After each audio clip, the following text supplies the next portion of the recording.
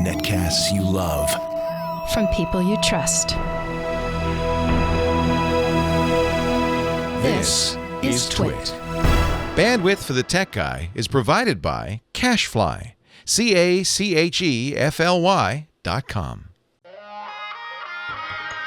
Hi, this is Leo Laporte, and this is my Tech Guy podcast. This show originally aired on the Premier Networks on Saturday, May 16th, 2015. This is episode 1187. Enjoy. Well, hey, how are you today? Leo Laporte here, the Tech Guy. Time to talk computers, the internet, home theater, digital photography, smartphones, smartwatches, and all that jazz. My friend John C. Dvorak says, all you Apple Watch guys, you all have now a new salute where you put your fist up with your watch on. You show each other you're all in the Apple camp. Yeah, it's true. But I also do Android Wear. We'll talk smartwatches, smart anything. If it's got a chip in it, we'll talk about it. You know one of the smartest people I know? He's a doctor. Dr. Bob Heil. He's a ham. It's going on right now. Hamvention in beautiful Dayton, Ohio. And I thought we'd start the show as we do every year at this time by saluting amateur radio guys and gals all over the world. And let's start with Bob Heil because he's wearing a crazy shirt. Hi, Bob. Hello, Leo, and greetings to everybody. We're in Dayton, Ohio, which is the focus of ham radio this weekend with people from all over the world. And I'm joined by some great people. Our host for Ham Nation, our great show here on Twit, is Gordon West. Yay. And Gordon, how are you today? I am fine, Bob, and Leo, good to hear you and all of your audience. We're here at Dayton. Yay. Oh, it's a bunch of hams. Leo, yeah, we are a bunch of hams. But a serious note to this, I'm joined by another doctor. This is Dr. Tamitha Skov. And Dr. Skov is a space weather person. Now, give us the real scary title. Ooh, the scary title is Space Plasma Physics. Ooh. I love her space weather reports every week on Ham Nation. It's so much fun to see what's going on with solar flares and all that stuff. I love that stuff. Yeah, the sun and I are tight. We're just really... Well, we are so blessed to have her join us because what she brings to us is how we're going to communicate. And it's so important. And everybody else out there that has television or sometimes cell phones, the weather has a lot to do with how we interact, right? Absolutely.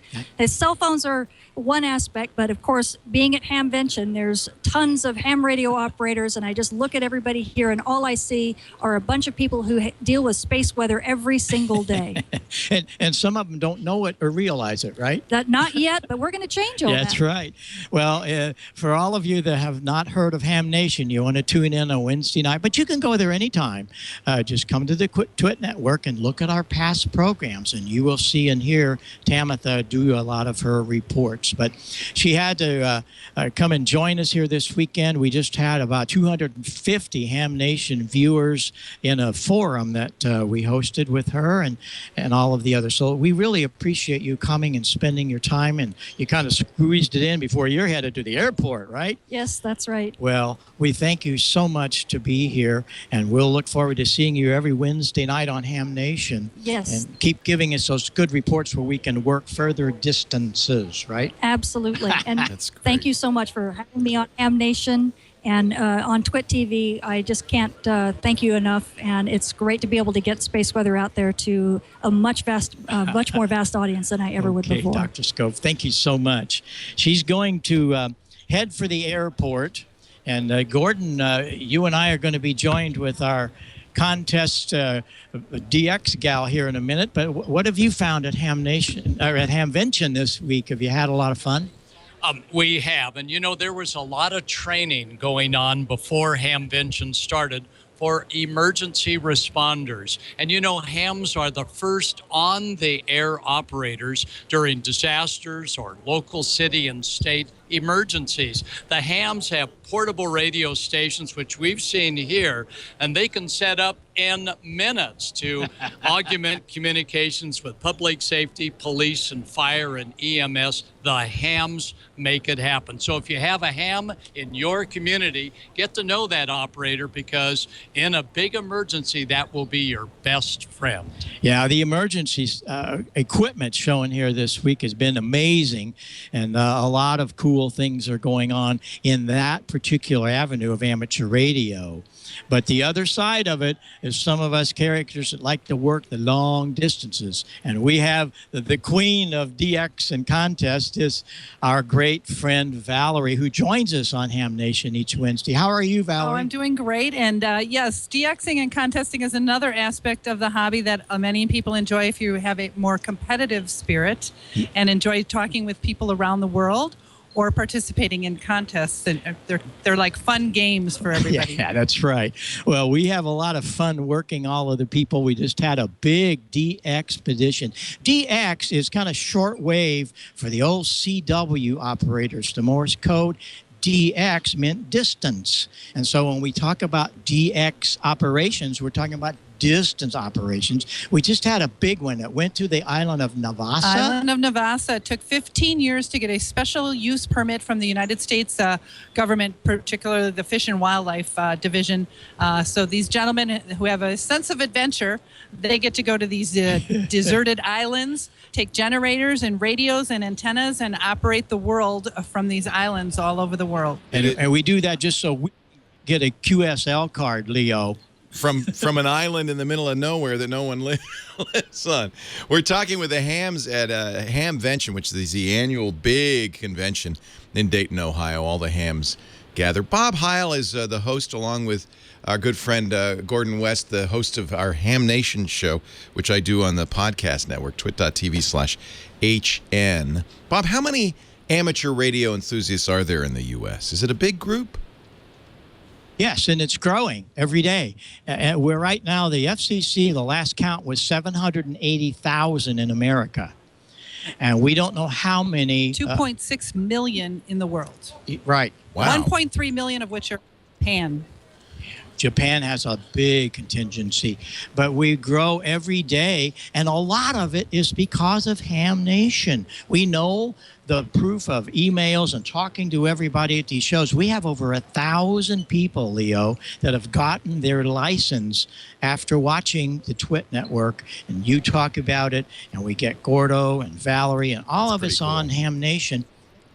It really makes me feel good that we can do that, and we're so blessed, we, the whole arena of amateur radio operators, that you give us the time here on the network to let everybody know how fascinating this hobby is. And we just had a family, the whole family are hams. The little girl was, I think, 8, talking about how fun she had of talking to people around the world. How cool is that, Leo? That's really awesome. You know, we're really glad to, as Gordon pointed out, to support hams, because in emergencies, things like Hurricane Katrina in Louisiana, it's the hams that are the last line of defense. They keep the communications open. And while you may think, oh, you know, amateur radio, well, how much fun could that be? It is a lot of fun. I'm a general myself, and I love it. W6TWT. I want to give you all a 7-3 from the tech guy. We got a minute left. If you want to say one more thing, maybe ask the hams for their, because I think you have some hams in attendance. I'd like to get a bunch of cards here. If you could just get them all to say their call signs, then I could send them all cards. Okay, we can do that. But in closing, let me say, we wanted to have Mike with us. You know, every astronaut that goes up is a ham. Oh. And Mike, but he's doing a forum right now, but he couldn't be with us. He's upstairs. But we wanted to let everybody know that amateur radio is the secondary line of communications from all of the space shots. Wow. Think about that a minute. Cool. Take ham radio up there in case something doesn't work. But yes, we will have everybody send W6TWT a QSL, a contact Okay, here we go. Okay? So, again, thanks so much. Gordo, Thanks, any Bob. closing Thanks, Gordo. thoughts? We got no time. Say it goodbye, because we're going. Thank you, everybody. We'll see you next time in Dayton. Leo Laporte, the tech guy. More to come right after this.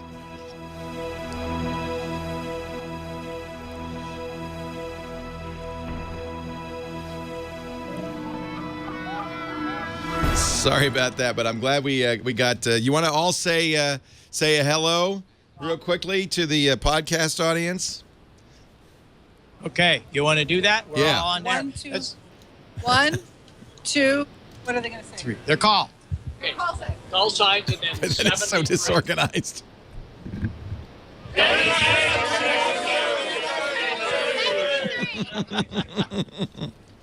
Make call sign to get Leo. I got them all. I got them all. It was a little bit of a pile up there, but I think I got everybody. So, hey, thanks, guys. And I'll make sure to thank Wild Blue and Exceed for that connection, because that's a great connection.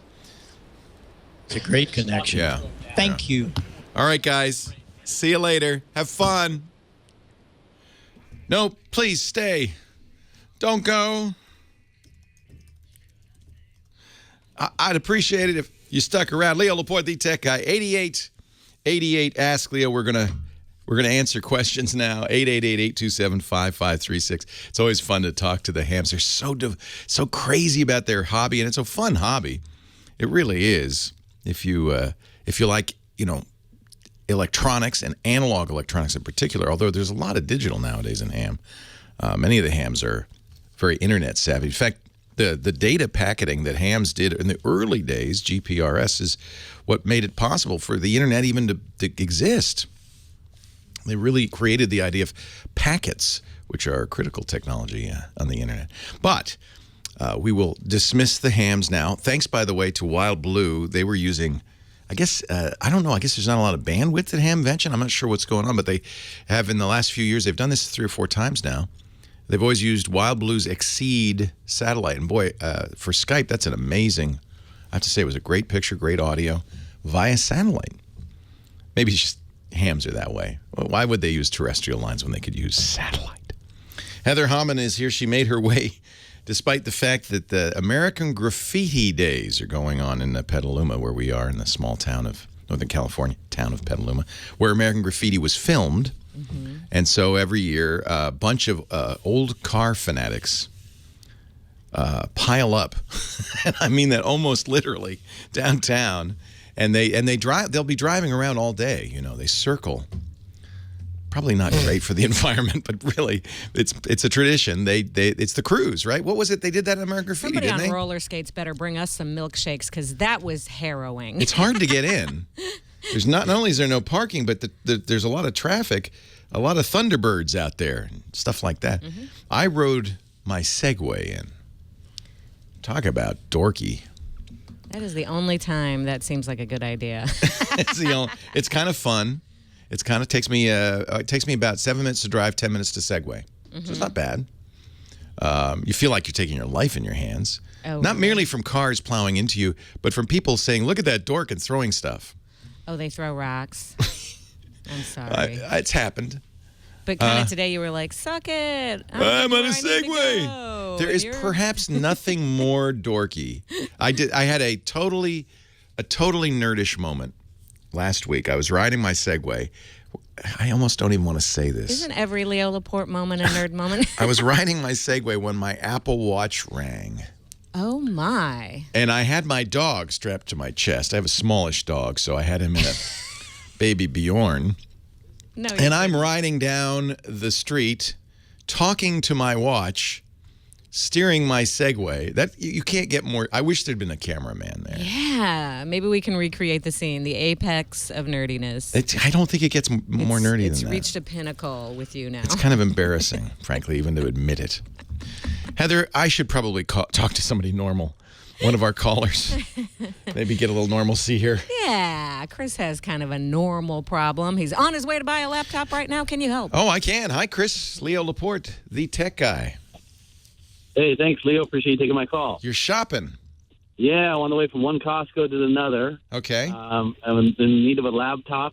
The only thing I really care about is, I guess we call it processing power. Running multiple software programs at the same time, not multiple, but 2 or 3. What are the programs? How heavy duty are they? Microsoft Access Okay. Which seems to bog down with some of the queries that we try and run. if you got a big database, sure, that would happen. Yeah. Google Earth, and then just a couple web browsers. And is this for your business? Yes. Yeah, it does sound like, actually, believe it or not, browsers are pretty heavy duty. Google Earth, because it's a 3D rendering of the planet, is fairly heavy. And Access, if you've got a lot of data. Yeah, actually, you probably do need a fast system. I'd say more than anything, you need a lot of memory. Okay. Is the database local? Is it on the hard drive?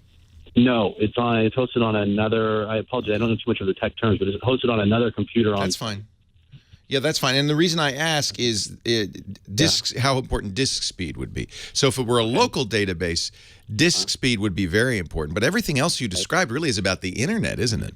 So having a speedy internet connection, make sure you get a laptop that has Ethernet on it. That you would think that's standard, but a lot don't.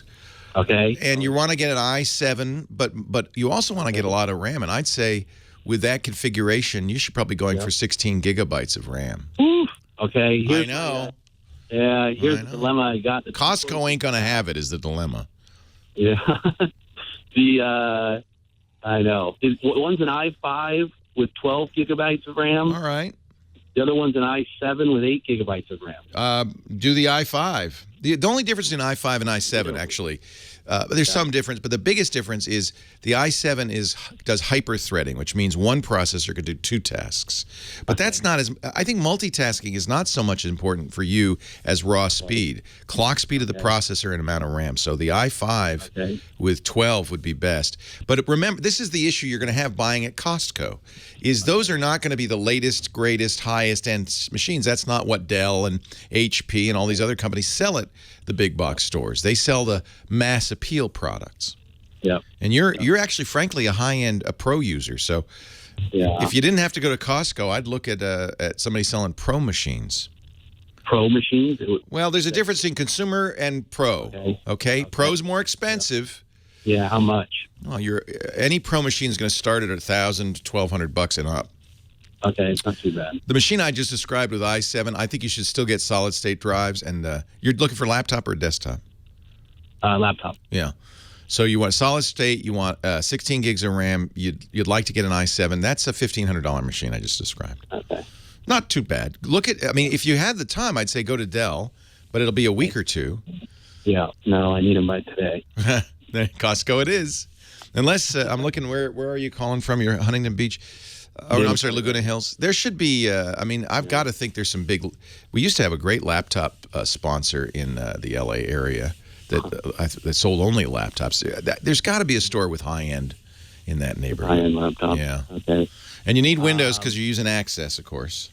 Yeah, exactly. Yeah. That's what holds us to Windows. Kind of a follow-up, if you don't mind. Sure. These stupid touch screens. I hate the touch screen aspect, but almost all of them are Costco are, probably because of that consumer thing you talked about. Is it okay to just get one and not use the touchscreen? Absolutely. The way they design Windows, in fact, this is one of the confusing things about Windows 8, is it's really a desktop and a tablet operating system. It's two operating systems in one. The touch is, of course, for tablet. You know, if you could find, this kills me. Microsoft has so few retail outlets, but if you could find a Microsoft store, the Surface Pro 3 would be an excellent choice for you too. But anyway, you look and see what they have at Best Buy.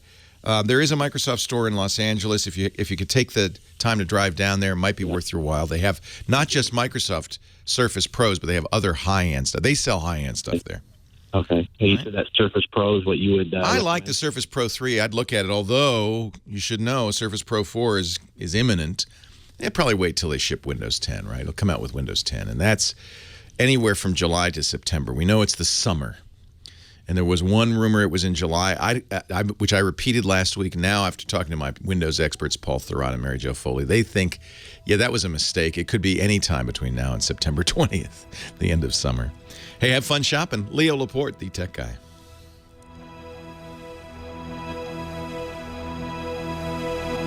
I'm gonna hold out on the Surface Pro 3, I think, but he needs one today. If you need one today. Leo Laporte, the tech guy, 8888 Ask. Leo, that's the number for our last caller. A couple of things from the chat room. I didn't know this. There's a Microsoft store just down the road a bit in Mission Viejo, so I hope you're still listening to the radio, the great KFI down there. But that's the place to go if you got to have a laptop today and you want a high-end. The Microsoft store. Certainly look at the Surface Pro 3, but they have other models. And somebody else told me, hey, there's also a Fry's right there, and it's a big Fry's anniversary sale, 30-cent hot dogs. So, get a hot dog. I'm not sure I'd get a computer there, but get a hot dog anyway. Scott Wilkinson are here. Actually, the Fry's has everything. I mean, it's like, I wish we had a Fry's near here. They're a lot of fun, but you got to be a little careful because they sell refurb stuff that, to my understanding, is not always.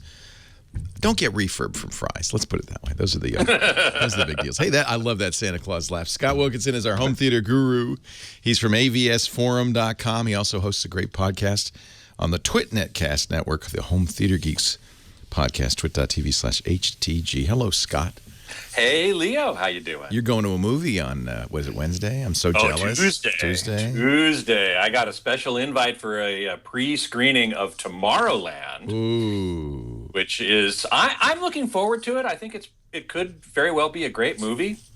But what's really cool about this particular movie and this particular screening that I'm going to is that it is one of the five theaters around the country that currently, or will have by that time, a new projection system called Dolby Vision.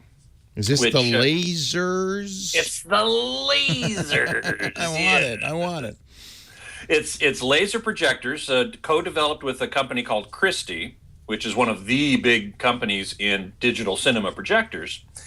And they have developed a new projector with lasers as the illumination source and something called high dynamic range, which I've talked about on the show a couple weeks ago, where the difference between the deepest black and the brightest white is quite a bit greater than it has been for a very long time. Every time you go out to the movies, every time I go out to the movies, the black level looks kind of grayish and kind of dim, and I mean, it just looks a little washed out. With this new high dynamic range, the images I've seen have been absolutely stunning, just amazing. Is it better contrast? Yes. We've seen high dynamic range pictures, stills, and yes. and that's not just higher contrast. You're seeing details you wouldn't see. You look at a sunset and you could see the beach and the sun. Correct. That's exactly what we're talking about. And then that what they're doing. So that is what they're doing. That is what they're doing. And Tomorrowland is the first movie ever to be released with high dynamic range information in it. Was it shot that way? Yes. Interesting. Yes. Now, but you won't see it unless you go to one of these special theaters. Correct. And there are 5 around the country, more coming. The next movie to come out with this high dynamic range is called Inside Out. It's Pixar's next movie, which looks really good. That does look phenomenal. But by then there'll be 4 more theaters. And so Dolby is working very hard to roll these theaters out. I think in part, perhaps in large part, because they want to attract people to come back to the cinema. Because you can often get a better experience in a home theater than you can at a commercial cinema. I actually can, yeah. You can. Yeah. I have to make my own popcorn. That's the only decision. That's the only thing. Yeah, exactly. Yeah. But now they've got these theaters with recliners and food service to your seat and stuff like that. But what's really interesting to me, food service is not interesting to me because as I'm watching a movie, I don't want the waiter going in front of me going, "Oh, here you are, sir." Right. But this high dynamic range, that is really, really something. And all of these theaters, by the way, are also going to have Dolby Atmos sound. So the immersive sound, the more immersive picture, because as you have often said, if the picture looked better, we wouldn't even need 3D because it looks more 3D. And this high dynamic range image looks a lot more 3D than anything we've seen before. So the movie opens on May 22nd. I'm going on the 19th, which is, I'm very excited about that. I'm going to write about that. Jimmy H. in Kansas City was looking for one of these theaters. There are 4 of them 5 of them. One is the El Capitan in Hollywood, California, right across from the Chinese. One is in Burbank, the AMC Burbank 16 Theater. One in Kansas City, Missouri, the AMC Berrywoods 24. And the fifth one is in Houston, Texas, at the AMC Deerbrook. They're all AMC theaters, and they're all the prime theaters within the AMC multiplex, right? Okay. They all have one prime theater. Do they? How much more does it cost to get in? This is a good question. I don't know. Oh, you want HDR? Well, that's going to cost you. It's a little harder to sell, though. I mean, I wonder if it'll cost more because have they come up with a clever brand name? Well, Dolby Cinema. Yeah, that's not it. See, nobody's going to pay $12 for Dolby Cinema. If you had super stereo surround upside down pancake sound, that would be different. That would be different. But, hey, it's lasers. People are going, yeah, okay, I'll just go next door to the other one then. Thank you. Yeah, well, you're doing yourself a disservice if you don't go. If you don't live near one of these places. So because in the ad, or they'd say the ad, like somebody, does anybody get a newspaper with movie ads in it? No. In the ad, if you could see one, it would say Dolby Cinema. That's the phrase you're looking for. So when you go to the theater, if it says Dolby Cinema, under the, in the listings, that's the one you want. It's basically going to be called Dolby Cinema at AMC Prime. That's going to be sort of the full name. I know. Now I'll pay $12.50. That's right. Well, this guy Jim asked about, hey, I went and I looked at the Berrywoods 24 website and it didn't really say anything. Right. But I went there just now, and in the opening carousel at the top of the homepage, it does in fact say Dolby Cinema coming to AMC Prime. So it is going to be there, and if you live near one of these theaters, I posted the list on AVS Forum, and I think it's still on the homepage. So you just have to go there and scroll down to the laser illuminated projectors around the world, and there it will be. There's the Berrywood. Yeah, I'm looking at the website, and for those of you who are watching video, which is 0, you can. Well, it's a radio show. It is a radio show. Pointing it out is nice, but it does say it on the website. But I wonder, like people, whoa, Dolby Cinema at AMC Prime. What does that even mean? Only people who listen to the show know that means anything. Yeah. Yeah, exactly, and it means something very significant, in my opinion. Well, that's the funny thing. If you say 3D, people get it. Right. But Atmos sound, I don't know if people know what that is, and I certainly don't think they know what Dolby Cinema means. We got to get the word out. High dynamic range. Well, that's what I'm trying to do on AVS Forum, certainly. Okay. So go there and check it out, because I'm going to be writing about this screening. I look forward to seeing it tomorrow. Do you think it's going to be a good movie? Oh, who cares? It's not about the movie. Well, I think it is going to be. I'm hopeful that it's going to be a good movie. I'm sure that the new Pixar movie is going to be great. Yeah. I'm really looking forward to that. Yeah, that looks really good. All the voices in your head. Yeah. So let me ask you this. Obviously, when Pixar does it, they're doing it in a computer, so they can generate whatever 3D, whatever they want. But how do they shoot Tomorrowland? What is the native? Well, I believe it was shot on Sony F55 and F65 digital cinema cameras, which have a very high dynamic range capture capability. Interesting. It's like 14, 15 stops of capture capability. And those are 4K cameras or 5K? Those are 4K cameras. They're 4K something, 4K. Yeah. They're 4K cameras, so we assume and they're digital. They're not, we're not talking film. Nope. They're digital. Nope, absolutely, completely digital. And so what has had to happen in the past is once they've shot it, they put it together, they had to reduce the dynamic range to be able to fit into the presentation format that all theaters have. Now we're seeing a sea change in that, and I think that once people see it, I can talk about it till I'm blue in the face, but until people see it, when they see it, they're going to go, wow.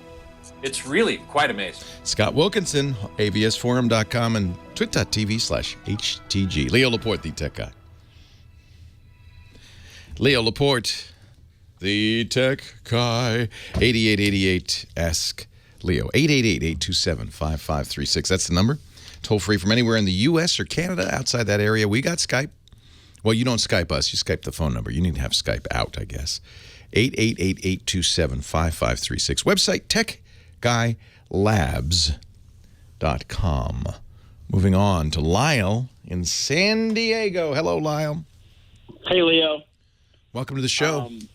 I don't know if my problem's a real problem or just I'm annoyed when things don't work right, but I have an iPhone 5S. Yes. And sometimes my friends just write to me and go, "What's up with your phone?" Oh. And then they show me what the text message is. Sometimes it'll be an iMessage, like it's to other iPhones, and sometimes it'll show, like my friend sent me a screenshot.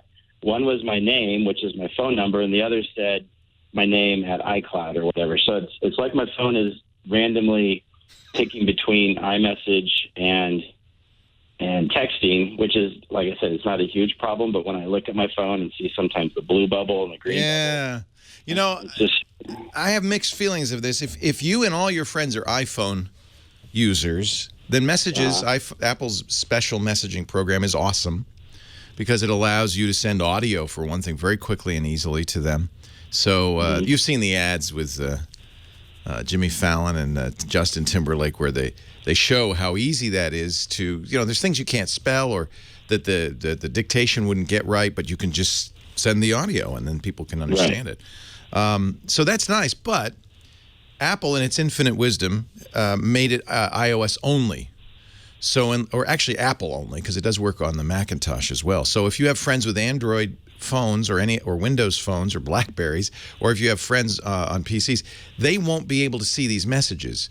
And so then in that case, Apple supposedly will use SMS, the standard system, to send it to them. And that's the blue versus the green. Green is messages that, your iPhone to iPhone. Blue means, this poor person. And apparently, I'm told, in schools and stuff, you're judged if you're a bluey. Like, I think, isn't it backwards? I think. Or is it the other way? See, I don't even pay attention. iMessage is blue. Thank I like you. Blue. It should be. Yeah, right. I don't like greenies. See, you're right. I don't know. But part of the problem is that it seems that I'm sometimes missing messages because, like, the same friend who said, "What's up with your phone?" said, "Oh, did you get this group message?" And you didn't get it. And I didn't get it. And last night I tried to send a group message, to people who I know have iPhones, and it wouldn't send both of them. So then I singularly sent to each of them, and it went through. So it's just, I don't know if it's just time for a phone upgrade, or I've tried shutting it off. All the things. It could be. The problem is this could be so many things because it could be the carrier too, right? If they're on the different carrier, sometimes it doesn't cross the carrier barrier. But on the other hand, it could also be that Apple doesn't understand cloud services. They don't. And so often their cloud services don't work as well as they ought to. Okay. I recently had some cloud crazy stuff where I bought a new computer, signed in on the wrong thing, and started accounts. I called Apple. They claim you've got to have another account. It's just a big. I heard you talk about with your son before. Confusion. Yeah, I was getting his messages, and oh my gosh. So a lot of people end up using WhatsApp. The problem is it's the same problem as you have with messages. You've got to get everybody to be using WhatsApp. Right. So this is not unusual. This is kind of, but there is a standard called SMS that works everywhere. But it's more limited. It doesn't do as much as Apple's messages does, and so. The key on, I think, Apple's messaging is there is a setting in your contact. So you might want to look at your contacts and make sure that everybody who has an iPhone is marked as an iPhone. Okay. That's one thing that will help you with that. I don't know where to come down on this. I feel like this is an example of Apple preferring a solution that is Apple only, because then they can, control it, that sells more phones. Google has a similar solution, Hangouts, which does many of the same things, including sending drawings and audio and animation and stuff, but it's cross-platform. So I just feel like Apple should really make more of an effort to make messages available on other platforms. But until they do, you want to make sure in your contact list you've marked people who have iPhones as iPhone users. That's really important. Okay. Yeah, and then but the problem is you can't tell. No one can tell. Is it the carrier? Is it the cloud? Is it? Right. It was first with. I noticed if I'm on AT&T. It was first with my Sprint friends, but then it started happening, and it's a new problem. It hasn't. It's always worked great. The reason I like iMessage is like you can see that it was at least delivered, or you can see that the response. There's some real advantages to that. Yeah. Yeah.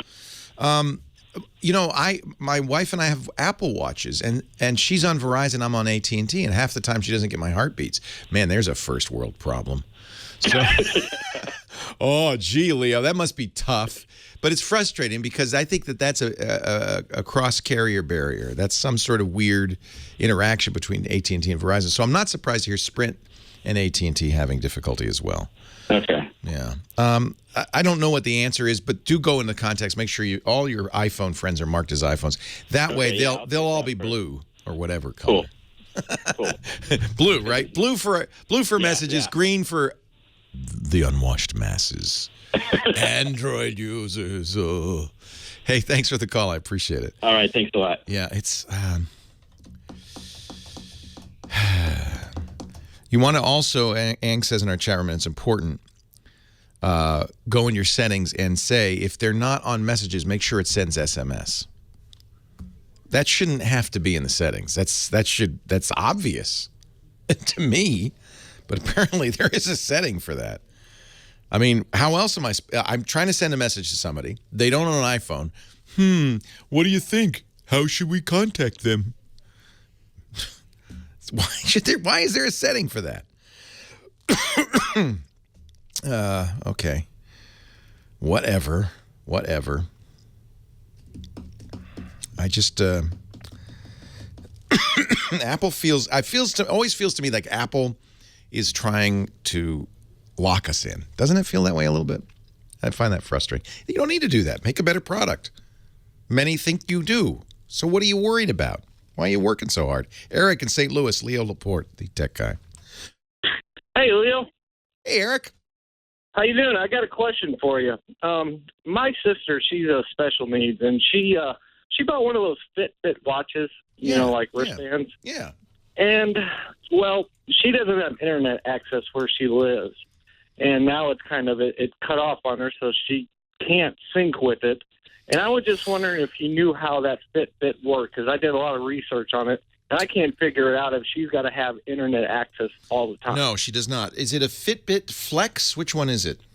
I'm not sure. I think she bought it at Best Buy for, I don't know, over $100 or something like that. Yeah, the most recent is Fitbit Flex, and it will sync via Bluetooth with a phone and via Wi-Fi with a computer. She probably doesn't have Wi-Fi if she doesn't have internet.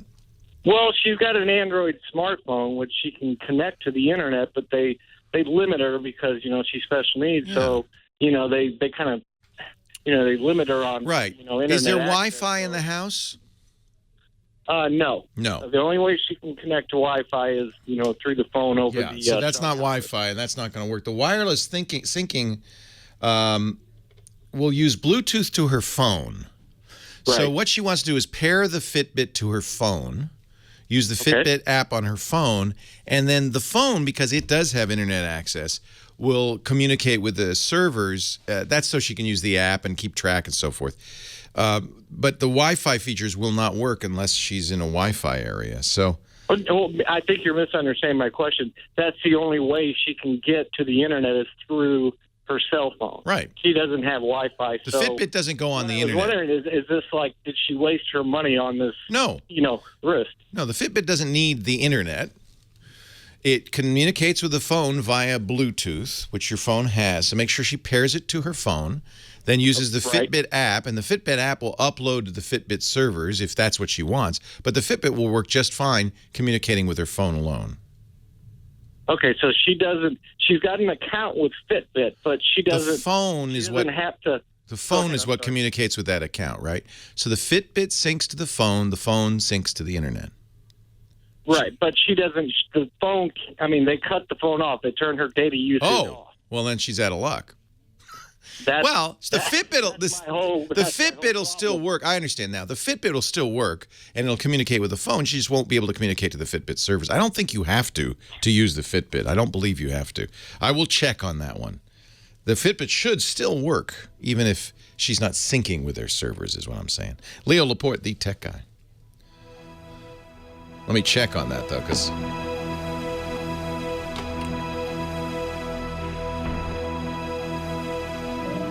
I think the Flex is a great choice for her because it's a watch and it'll keep track of her exercise, which is great. Let us see. Syncing. Flex syncs automatically and wirelessly tablets, etc., using Bluetooth, right? So that's what I basically said, which is that her phone, make sure Bluetooth is turned on her phone. Her phone will talk to her Fitbit, so it will still work. Oh, wait a minute. Now, it does say, that seems like a drawback. Syncing to computers requires internet connection and USB ports. Syncing to mobile devices requires Bluetooth and internet connection. Why would it need that? That's just annoying design. So I was correct. It does sync to the phone using Bluetooth, which is okay. She doesn't need internet access for that. But it does look like occasionally what could happen is her parents or your parents or her caretakers could from time to time turn on internet connection on the phone. Wouldn't need to be more than once a day or so. And then it would upload to the Fitbit servers. Apparently it needs to do that, which is really dumb. That's really dumb.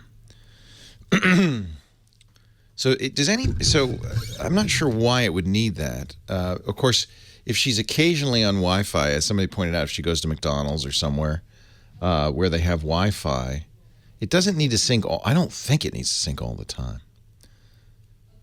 Anybody have a Fitbit Flex and willing to play with it to see? I don't have one.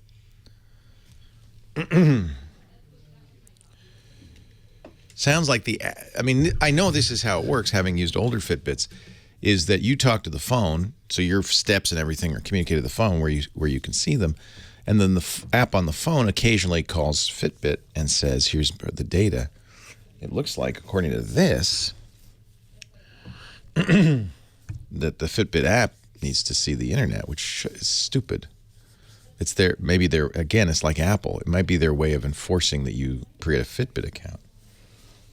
That's really annoying. Or they're collecting your information for marketing or whatever.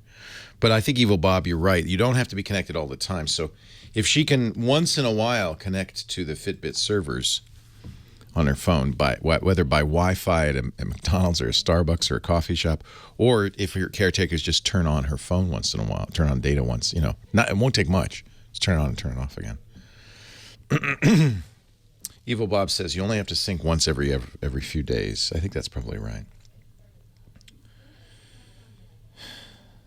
I get it. Well, no, I understand that the Fitbit has to talk to the phone every few days to dump off its data. But why does the phone have to talk to the internet, Evil Bob? That's the question. Oh, because the app is more of a web app? Well, that's pathetic.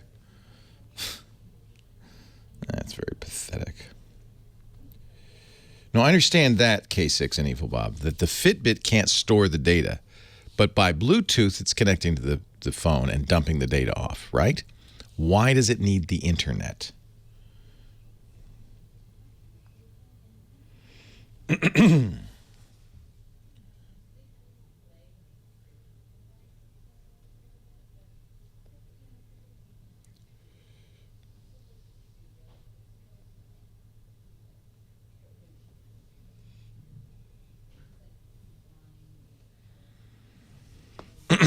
Yeah, but who cares about the social stuff? What if you just want to watch steps? There's no way you can use the Fitbit without an internet connection? That seems like a ridiculous requirement. I mean, truly ridiculous.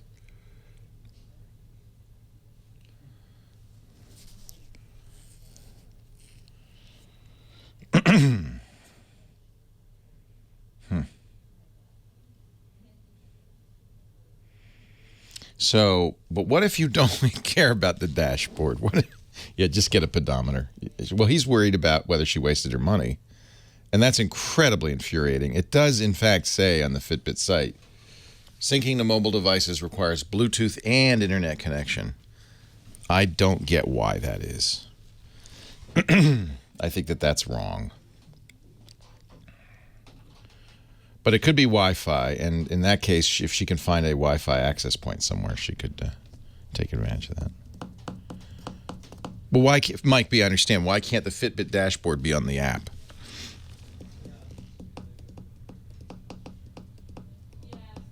Yeah, because they want to collect data. That's why.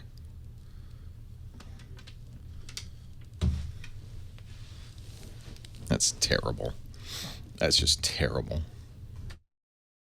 It's just moronic. That's greedy is what that is. It's greedy. I'm sorry. That's no reason for that. Now, iPhone 33091 says a Fitbit app is all she needs, and that's how it should be.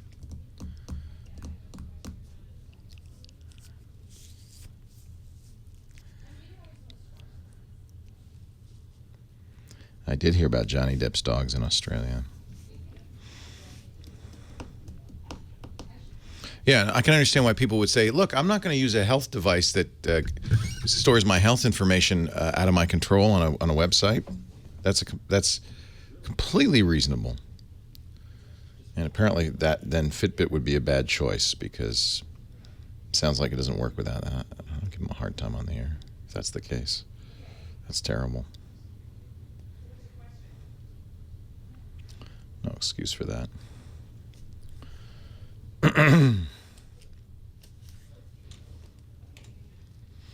Wearables aren't a waste of money for somebody, who just wants to keep track of their exercise level. I mean, that is one good use for the Apple Watch is that I can tell what my exercise level is, and it has a subtle encouraging element to it. So I push this button and I see, oh, good, my rings are almost complete. Except for stand up. I didn't stand up. Wait a minute. I said to stand up. Well, hey, how are you today? Leo Laporte, the tech guy, talking computers, the internet, home theater, smartphones, smartwatches, all that jazz. Anything with a chip in it. At 8888 Ask Leo. That's the phone number. Homepage is techguylabs.com. That's where we put all the show notes. After the fact, audio and video from all the shows. So if you miss a show, you can catch it there. techguylabs.com. You don't have to write anything down. Actually, James is, I think he's at work today. No, James DeRuvo is normally taking notes during the show. I think got called into work. So he'll get it tonight. Don't worry about it. It'll be there. Just not right away. Again, 888-827-5536. We've been doing some Fitbit research because our last caller, I feel bad. Last caller's sister got a Fitbit. She has a smartphone with a Fitbit app, but internet access is disabled on the smartphone, and because she's special needs, and so apparently the Fitbit won't work without internet access. And I did go to the Fitbit site, and it says it syncs using Bluetooth, but it also needs internet access. One of our chatters did an experiment, and I'm not sure if he did this correctly or not, but he says the Fitbit would not sync if he didn't have internet connection. Now, but he says he put it in airplane mode. Of course, if you turn off Bluetooth, it won't sync either. So what you need is Bluetooth only and no internet access. But the question on my mind is, look, a Fitbit is basically a pedometer. It's a smart pedometer. It keeps track of your steps. Some of the Fitbits will also keep track of altitude, climbs upstairs, which is good. And some of them you can wear them while you sleep. It'll track your motion while you're sleeping and try to give you an idea of how well you slept. It's a simple device. And obviously, if you're going to keep track of all that stuff, it needs to communicate either to a website or to your phone. Your phone has a Fitbit app on it, and will show you, it'll download the data from the bracelet and show you all the steps and tossing and turning, etc. It doesn't and shouldn't need internet access, period. And in fact, this raises kind of an ugly specter because it's pretty clear that if it does require internet access, that's greed on the part of Fitbit. They want your information. They want your health information. They want you to create a Fitbit account. Maybe they're going to show you ads when you go to the website. Maybe they're going to sell that information to somebody else. I don't know, but that's the point. Is they've made a requirement that's for their benefit, not yours. And this is something, if you listen to the show over a period of time, happens a lot in technology. Apple's another example. We were talking about messages, and it requires you have an Apple device. Well, that's not a technical requirement. That's an Apple requirement. That's not for your benefit. That's for Apple's benefit. And we're in a muddy area at this point. Used to be, in the good old days, when a company made a product, the benefit they got from the product was selling it to you. That was the benefit. They got the benefit. They sold it to you. They got cash money for it. And they tried to design a product that would benefit you so you'd want it. But in the digital era, it's gotten muddy. It's gotten more complicated. There's, of course, a lot of free products. And if you have a free product, well, I think it's pretty obvious. Nobody's giving you something for free. You're not giving them money. You're giving them something else. You're giving them data. And the data is of value. Maybe not a lot of value. Facebook, it's estimated that each Facebook user is worth $4 or $5 a year. Not a lot to Facebook, but you multiply that times 1.5 billion users. Well, it gets to be some real dough. So there's that, but that's a free product. What about a product I buy? Shouldn't that be like the old days where I bought it and that was the benefit to the company and now it's mine and I can do whatever I want with it? And one of the things I don't want is for the company to continue to check up on me. That doesn't seem unreasonable, and yet that's the age we live in. That's whether it's Monsanto, which makes a corn that you can't use for seed. It's genetically modified, so you have to buy it every year. Or it's Apple, which sells a product that requires you to use other Apple products to use it. Or it's Fitbit, apparently, and I don't know, but we have to do some more research, that has a product that requires you send data back to Fitbit. I bought this Fitbit band. It should just do what it does. Why does a pedometer need to talk to the home office? It shouldn't. It doesn't. That's an artificial constraint Fitbit has laid on top of it. And, you know, you got to say, I'm sure it's in the fine print somewhere, but it's not exactly on the front of the box. Oh, by the way, you're giving us some money, but that doesn't pay for the product in whole. You also have to give us some data or we're not going to let you use it. You know, that ought to be that'll be on the bill of sale. Costs $100 plus a lifetime of data supplied to Fitbit.com. That should be that's the bill of sale. But it isn't, is it? And unfortunately, I feel bad, but it sounds like your sister is going to have to return her Fitbit and just get a plain old pedometer until they start making pedometers that send information back to the home office. The other option, of course, would be she could go, I mean, if you and she don't mind that her information about how she exercises is sent back to the home office, you could just go to a Wi-Fi access point every few days, and that should work too. Just, go to a McDonald's. Seems it's the opposite of health, but work out, run to McDonald's, and sit down and then upload, and then run home again, and try to avoid those delicious French fries. Every time they get me. Every time. Bob in San Diego, Leo Laporte, the tech guy. Hi, Bob. Hi, Leo. I have a problem with my download speed on my internet. I'm a DSL subscriber, have been for years, and I'm paying for 3 MIPS. I have 2 computers. One's a HP laptop with running Windows 7, and one's a Dell running Windows 8.1. The Dell 8.1 won't stay at the prescribed download speed. In other words, I'm paying for 3 MIPS. Well, you're not paying for 3 MIPS. You're paying for up to 3 megabits per second. Oh, I understand that. No, it never gets to 3 MIPS. Good. Right now, I just did a speed test. Nobody ever tells you the minimum. They only tell you the maximum. Exactly. No, DSL explained that to me, and they're very good about that. Yeah. But right now, I just did a speed test. I'm 2.59 MIPS. Hey, that's pretty good. No, I understand. But in an hour or 2 or 5 or so, it'll go down to like 0.5 MIPS. Yikes. But my HP will always stay at the prescribed speed. Oh, interesting. So it's just that computer. Exactly. So my question to you is, any suggestions on what's wrong with this particular computer? Here's an experiment that will help you get some information about this. If you reboot the computer, does it go back to the 2.59 megabits per second? It does. Ah. So it's reboot it every time. I used to keep. Well, no, but what that means is there's a program running. We call the term for this is in one respect is a memory leak. Sometimes programs use resources and don't release them. It sounds like there's something on this computer that, even though you don't see it, is using up bandwidth. And I'm not sure exactly. Rebooting, what rebooting does is starts over, right? It fixes the leak. But there's something running on the computer that's leaking in some way. and I'm not sure what it is. Are you running? Wow.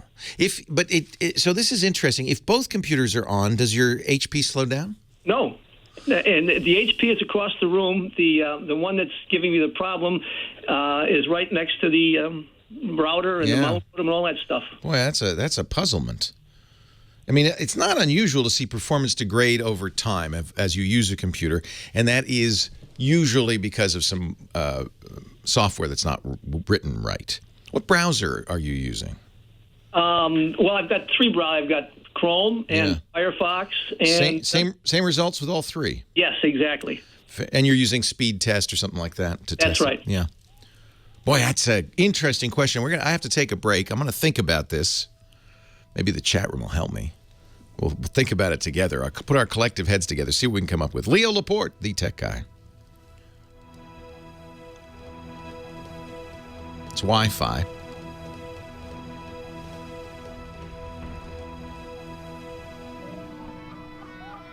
Yeah, there you go. Resource monitor is a good idea. Yeah. Thank you, Jerry. In fact, unfortunately, James is not here. How are we going to get this information to Mr. DeRufo? Because that is a very good quote you got there.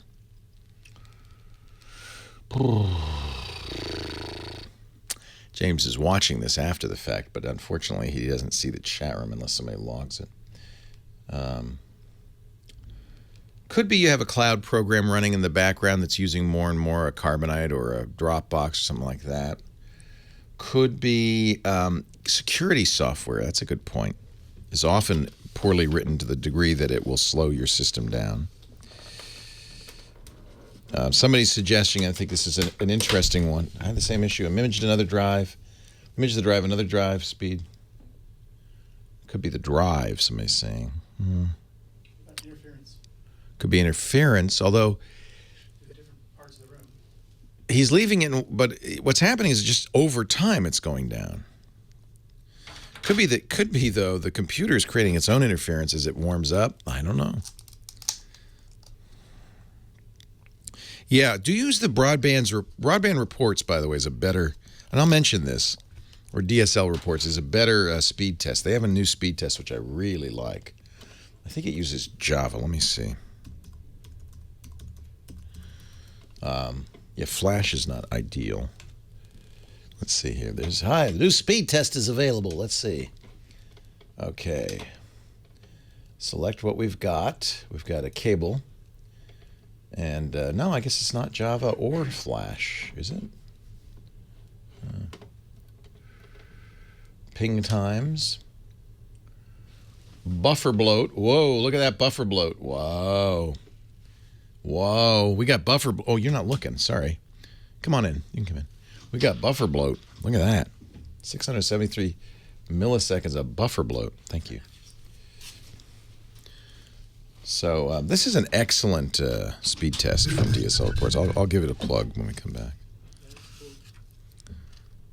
Leo Laporte, the tech guy. So we've been doing some collective group thinking over this speed issue. In a nutshell, fella has two Windows PCs.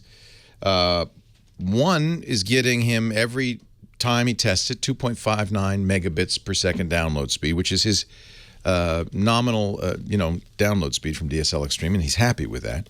But for some reason, his other Windows machine, over time, slows down. So when it's first turned on, 2.59 megabits per second, no problem.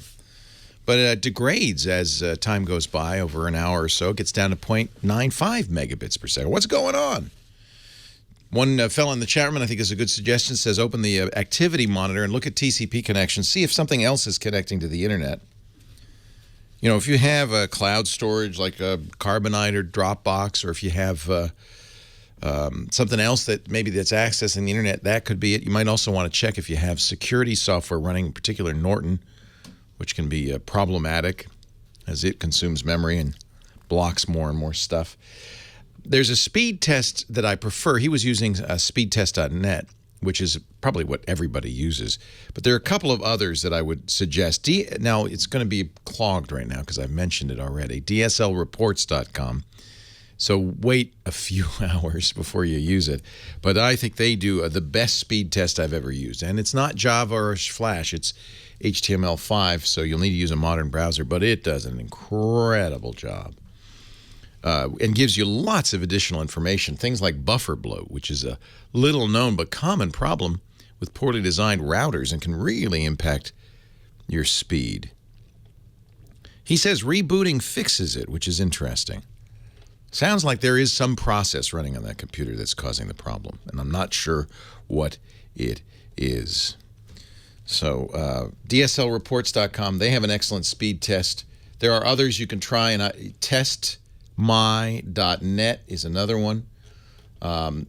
It might be using other speed testers would work better. SeriousBit.com/netbalancer.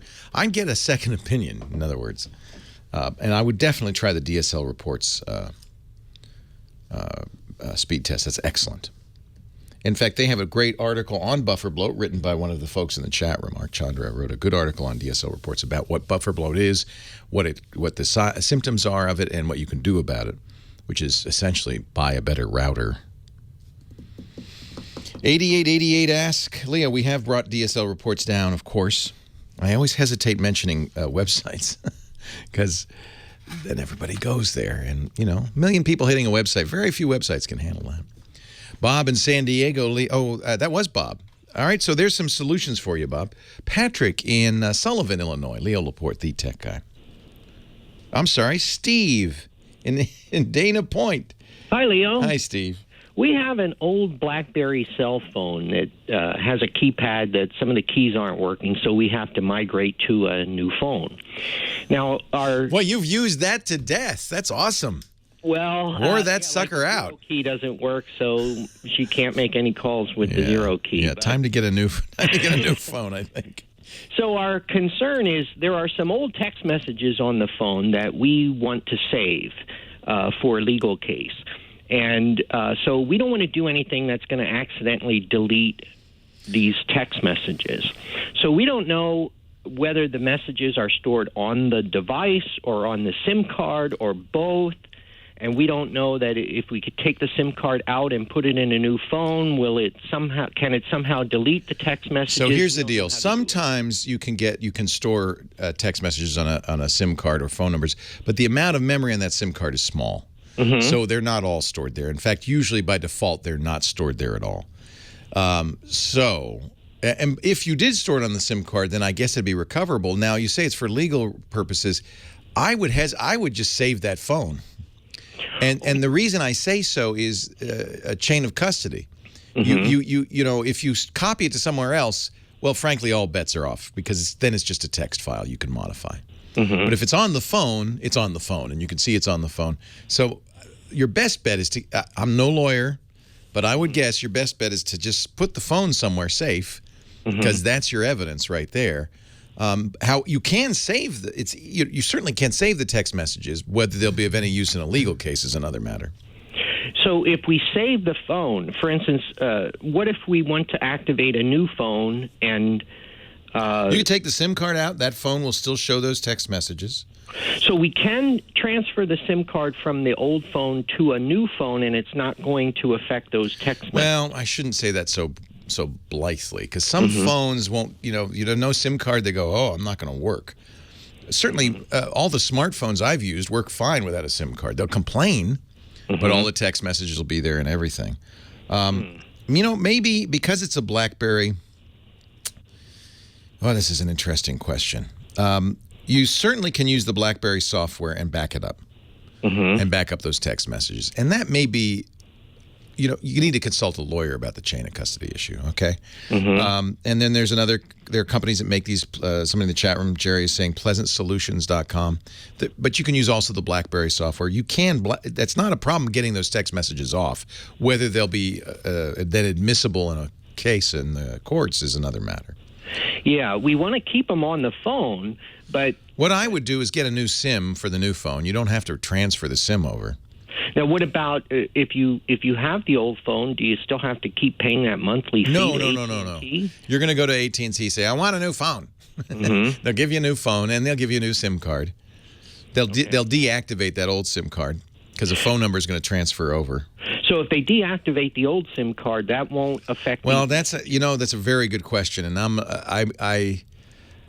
given the stakes riding on this, I'm going to be judicious in my answer. In many cases, it will work, but I don't know with that old BlackBerry. It's very possible the BlackBerry say, "Oh, good, I'm deleting everything." I don't know. You know, by the way, there's another party that has those text messages that actually would probably be more useful in court, and that's the carrier, AT&T. So you can also get it from them on a AT&T document. And that'll contain the text. And that'll have the text, the date, the time, the sending phone number, the receiving phone number. That would probably be, I would guess, more useful in court anyway than saying, "Your Honor, here's a BlackBerry." Okay. Yeah, So, I did talk to someone at AT&T yesterday. See if they've saved it. Depends how old they are. They may not have them. Right, and they said that too old? It might be too old. Yeah. That's an interesting question. I don't want to want you to sue me now because I don't know for sure. But here's what you do. Take the SIM out of the phone. See if you can turn it on and look at the texts. If you can, you're golden. Yeah. But what if we can't? Then put the SIM right back in. Say, whoops. Take a picture of the screen before you do that. We did take screenshots. All right. Well, there you go. With a camera. That's better than nothing. Yeah, but... Well, you got me. I most of the time, I mean, I've done this before with modern phones, more modern phones, and it's no problem at all. The phone continues to work. The text messages stay there.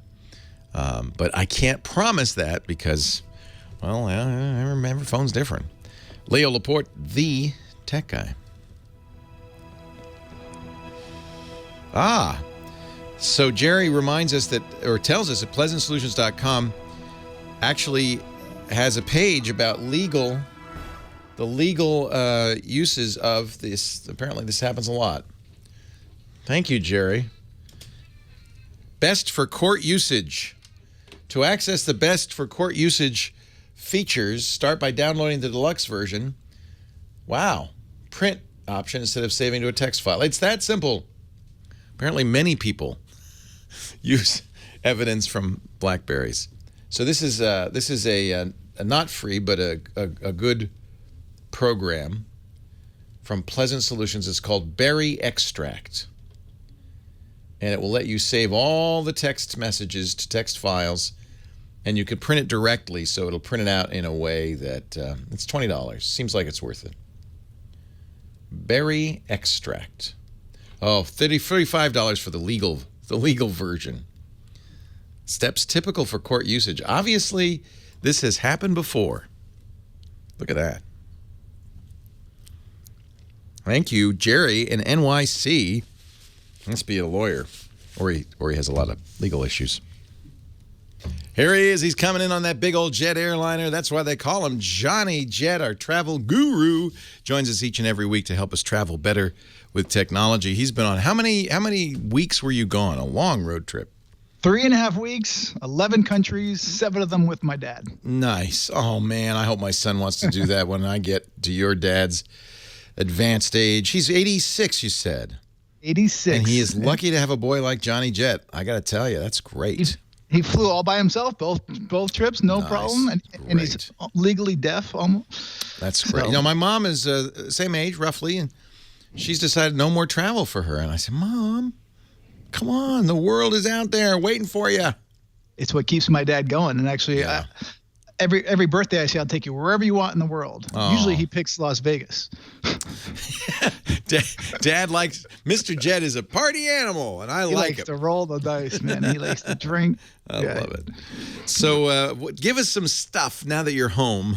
Okay, so last week I was out in the ocean, and I was going to call you, but the ship didn't work. I was on Viking Ocean Cruises, their new one. Nice. And I love the ship, but the problem was in the cabin they did not have a map with the GPS location, which some ships do.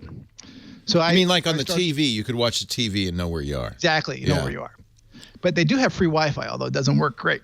Yeah, and free's nice. Free's good. If it's not going to work, at least you're not paying for it. I mean, it would work, but you just can't stream or anything it's slow, like that. But that's all all seagoing vessels is like that. Exactly. Yeah.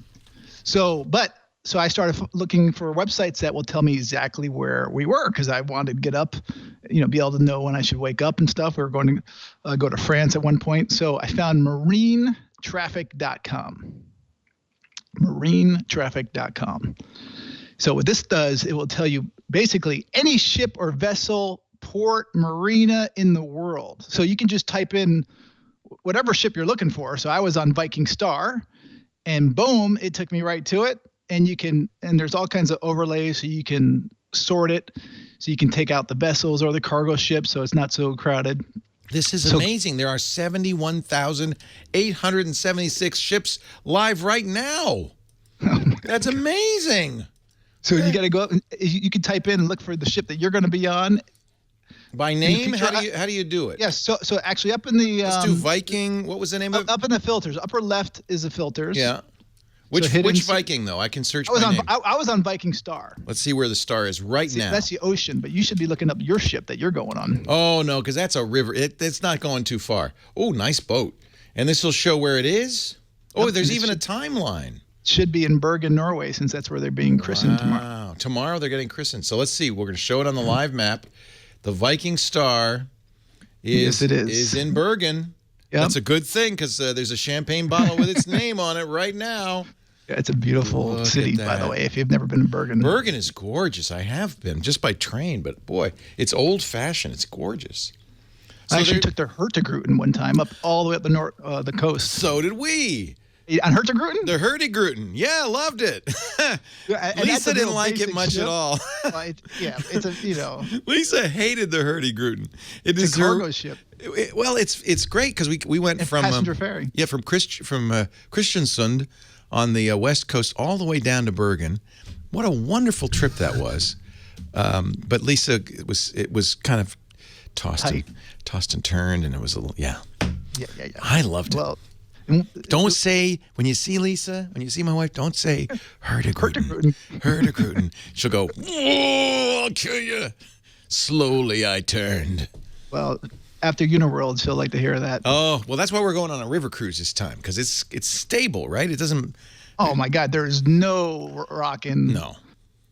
If there's rocking, it's honeymooners, not the river. Yeah. Yeah. Actually, the first night on the Viking was pretty rough, and I was coming off 2 weeks of river cruising. No. Yeah. See. So. Yeah, you get spoiled.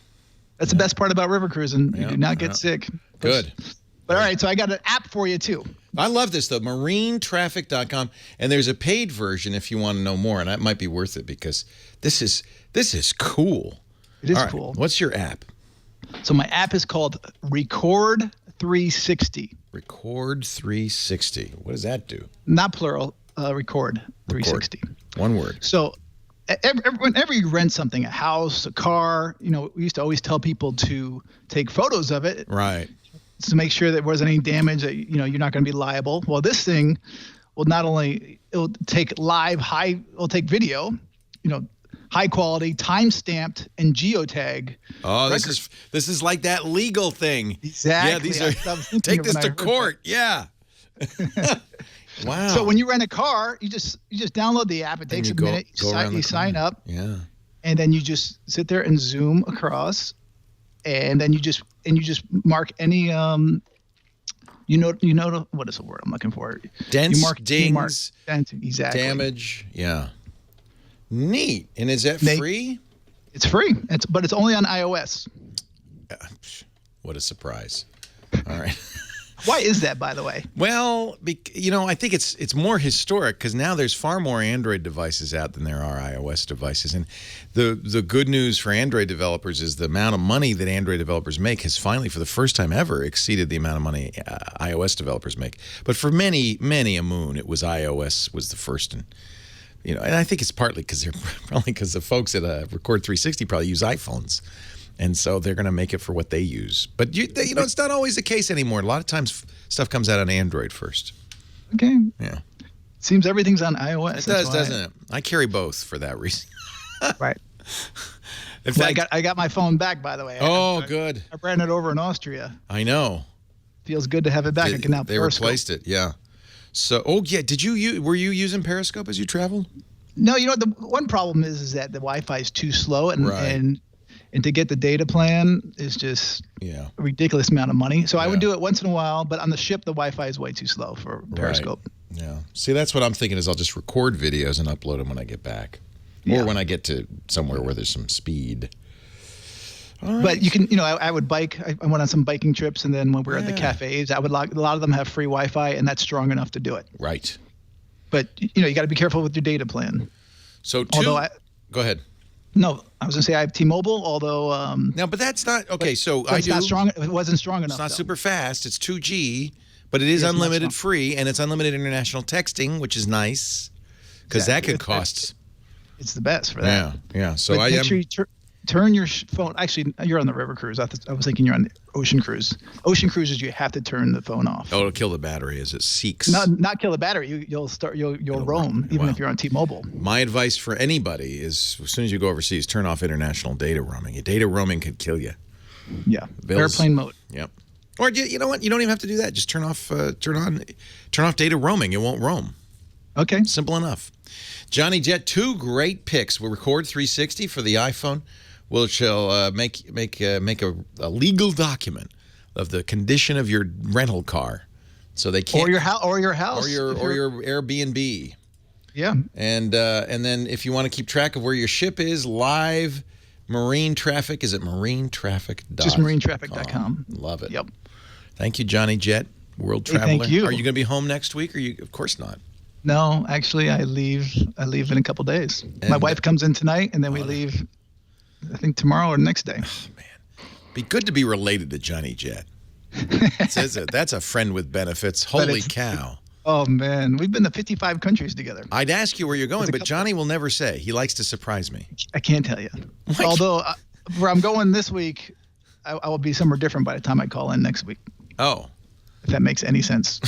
Yes, no, because the word peripatetic, you look it up in the dictionary, there's Johnny's picture. He is the peripatetic. That means he's ceaseless in ceaseless motion. Johnny Jet. JohnnyJet.com if you want to follow him on Instagram or Twitter. He's also at Johnny Jet. Worth following on Instagram. I love your Instagram pictures. It's a great way to keep up. Well, and I guess on Periscope too, if you're somewhere with bandwidth. I'm going to do some Periscoping. Thank you, Johnny Jet. Leo Laporte, the Tech Guy. More calls right after this.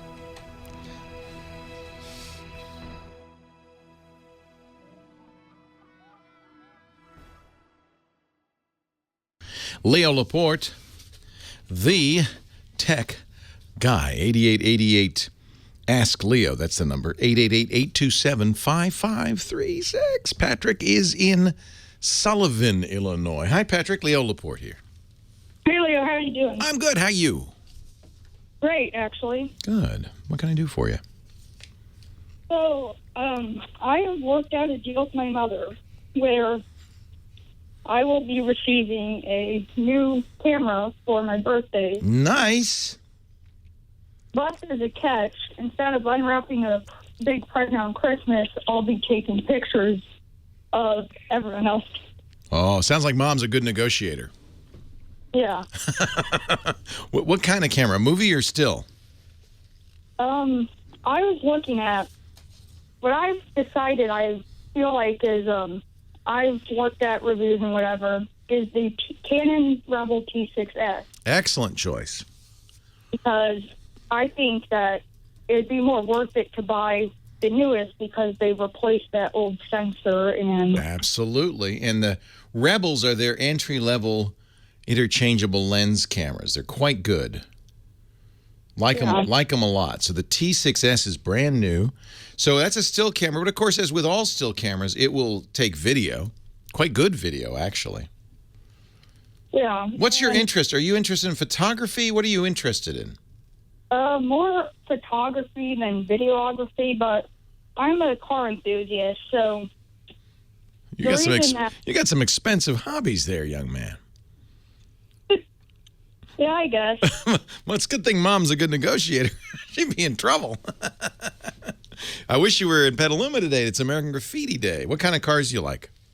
A lot of newer imports. I like everything. And you like to take beautiful pictures of them gleaming. Yeah, good. I think that's a great choice. I like the servo autofocus. So if the car is like flying around a racetrack, I can get a picture. Good. Yeah. Canon's very good. In fact, you see a lot of Canon at sporting events, although Nikon's known for its fast autofocus, but Canon's fine. I mean, this is a very high-end camera. You're talking $1,000 camera here. Yeah, which is why my mom wants holding you up for ransom. that's the only big present I'm getting. This is a great gift. If mom's willing to go this far to support your photography, more power to her and more power to you. This is a big gift, and you're going to spend a lot of energy learning how to use it right, aren't you? Yeah. Good man. With accessories, I'm looking around on Amazon. They have there's some accessory kit, which I know what comes with it isn't. Yeah, don't go save some money. Don't go wild on accessories. Well, it's one of those. It's like $200, and it's got a tripod bag, camera bag, a fisheye attachment. Well, that's not bad for $200. Flash gun, all the. So here's the thing. Camera bag, you can throw it in any old bag. I don't know what makes a camera bag special or expensive, except it's got dividers. Tripod's nice to have, and you should price some tripods because you can get cheap tripods. The heavier tripods are less expensive. A light carbon fiber tripod could be hundreds of bucks by itself. Yeah. The fisheye lens isn't going to be great quality, but a lot of young people your age use fisheyes for things like skateboard videos, things like that, because you can get real close. Yeah, they're great for that. I got my son a fisheye for that very reason when he was your age. All the accessories in the kit are for 58 millimeter, and the 18 to 135 ones that come with it are 67. So, well, then you don't want. Here's what you shouldn't get: filters. A lot of times they'll sell you, it's an upsell. They'll sell you a filter, a haze filter to, quote, protect the lens. Don't waste your money. You don't need a filter. And they have to be the size of the lens, but you don't need that. The tripod will work fine. That's a standard, that threaded screw. The fisheye is also 58 millimeter. The fisheye will not work. But it has to screw into the lens, and your lens has to be that size. But I was looking, there's it's $6 or something for a step-down ring. It's getting, but the quality is going to. I would look for an accessory kit that goes for this camera. It's not. It's because I've noticed that the standard seems to be 58 for a lot of lenses. It depends on the lens. Every lens tends to be different. So they've made this kit for some specific kit. It's in different models that I'd shop around it before you don't get that yet. You might want to just go to a camera store, pick up the stuff you need as you need it. Yeah, but I would like to be able to okay, I have this, I'm going to go try it out, get a feel for why. Get the camera, get the lens. That's all you need. Comes with a strap. You don't need a filter. You don't need the fisheye. In fact, it's better not to get the fisheye yet. This gets fairly wide at 18. That's good enough. And then tripod, I wouldn't even bother with that yet. These are all things that, get the simpler thing first and master that. And then you can try some other stuff. You're starting with a very high-end camera. I'd stop and get that and learn to use that like a pro, like a champ. And then you'll know whether you need a tripod. Tripods are not useful for, let's say, pictures of cars racing by. Well, yeah. You may want a monopod, which would be much more useful for that. Or taking videos, I know. Same thing. Because it's hard to pan on a tripod. A tripod is a fixed shot. You know who uses tripod? Landscape photographers. Yeah. Portrait photographers. That's unless you're going to do that, and you don't know yet. So yeah, I don't. I'm leaning more towards cars, but yeah, save your money till you know what you're going to do with it. Okay. All right. Save your mom's money, I should say. She's spending a lot of money on you. That's good enough.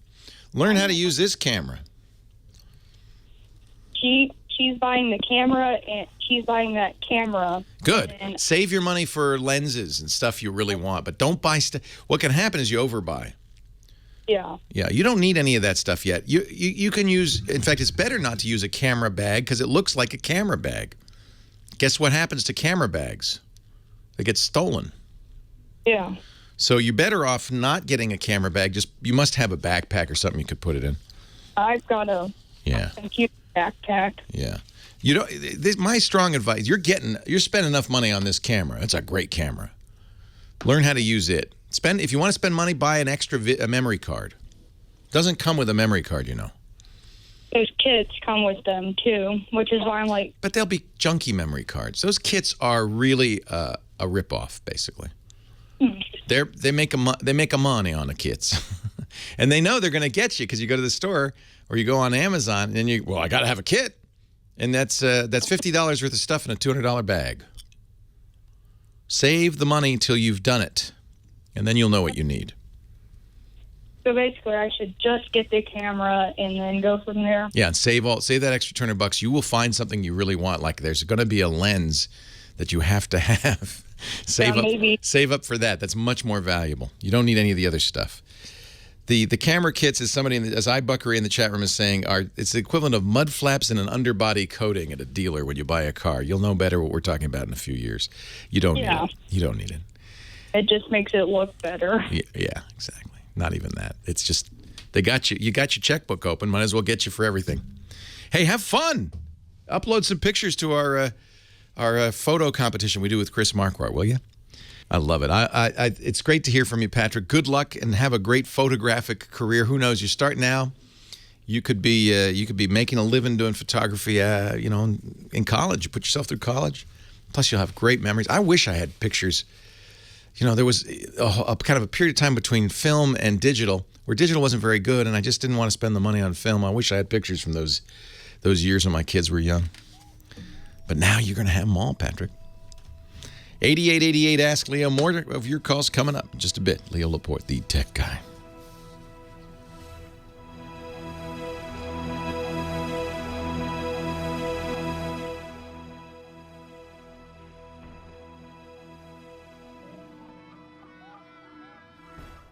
Yes, I should have given him 12 other kinds of cameras he could buy. Try other formats. No. What? Second battery. That you'll use. Get an extra memory card and a second battery. There goes your $200 right there. Gone. Well, hey, how are you today? Leo Laporte here, the tech guy. 8888 Ask Leo. That's the number. Website is techguylabs.com. If you've got a question, a comment, a suggestion, if you need some help, some hand-holding on the information superhighway, here I am. Ken is in the Dominican Republic, our next caller. Hi, Ken. Hi, how are you, Leo? I'm great. How are you? I'm not too bad. I had a question. This country, where we get our internet from, they lock down their routers and their modems. I have just the one that's both router and modem, so I can't make any of the changes to make my internet phone work better, like turning on or off the SIP, whatever way it's supposed to go. I have no ability to change any of that stuff, and they won't change it on their end. And I wasn't sure if there was some backdoor way or something like that you might be able to make changes. So you have to get your internet from a government-run... They're not government-run, but I think what it is, it sounds like it's government-run by them not allowing us to make any changes. You don't have any choice. In other words, you don't have any choice. I have a couple of different companies I can go to, but they all do the same thing, and I think the reason they do that is because their technicians aren't trained that well down here, and I think just to keep everything... So when you say lockdown, what is exactly that they do?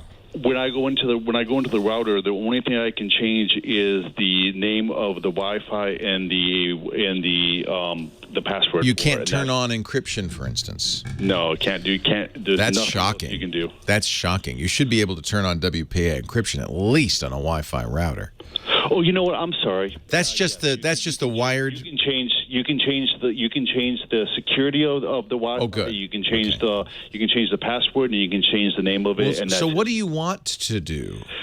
Well, every once in a while, my internet phone just loses a signal and I'm not sure why. And the company that I get it from thinks that maybe the SIP is turned on or turned off. Whatever I'm supposed to. One of the SIP is either supposed to be on or off, and I'm not exactly sure. So you want? It's a click of what they're telling you is that I believe is that you want something called QoS, which prioritizes internet telephony over all other data. That way, you'll have better phone calls. You're using an internet telephone, in other words. Yes.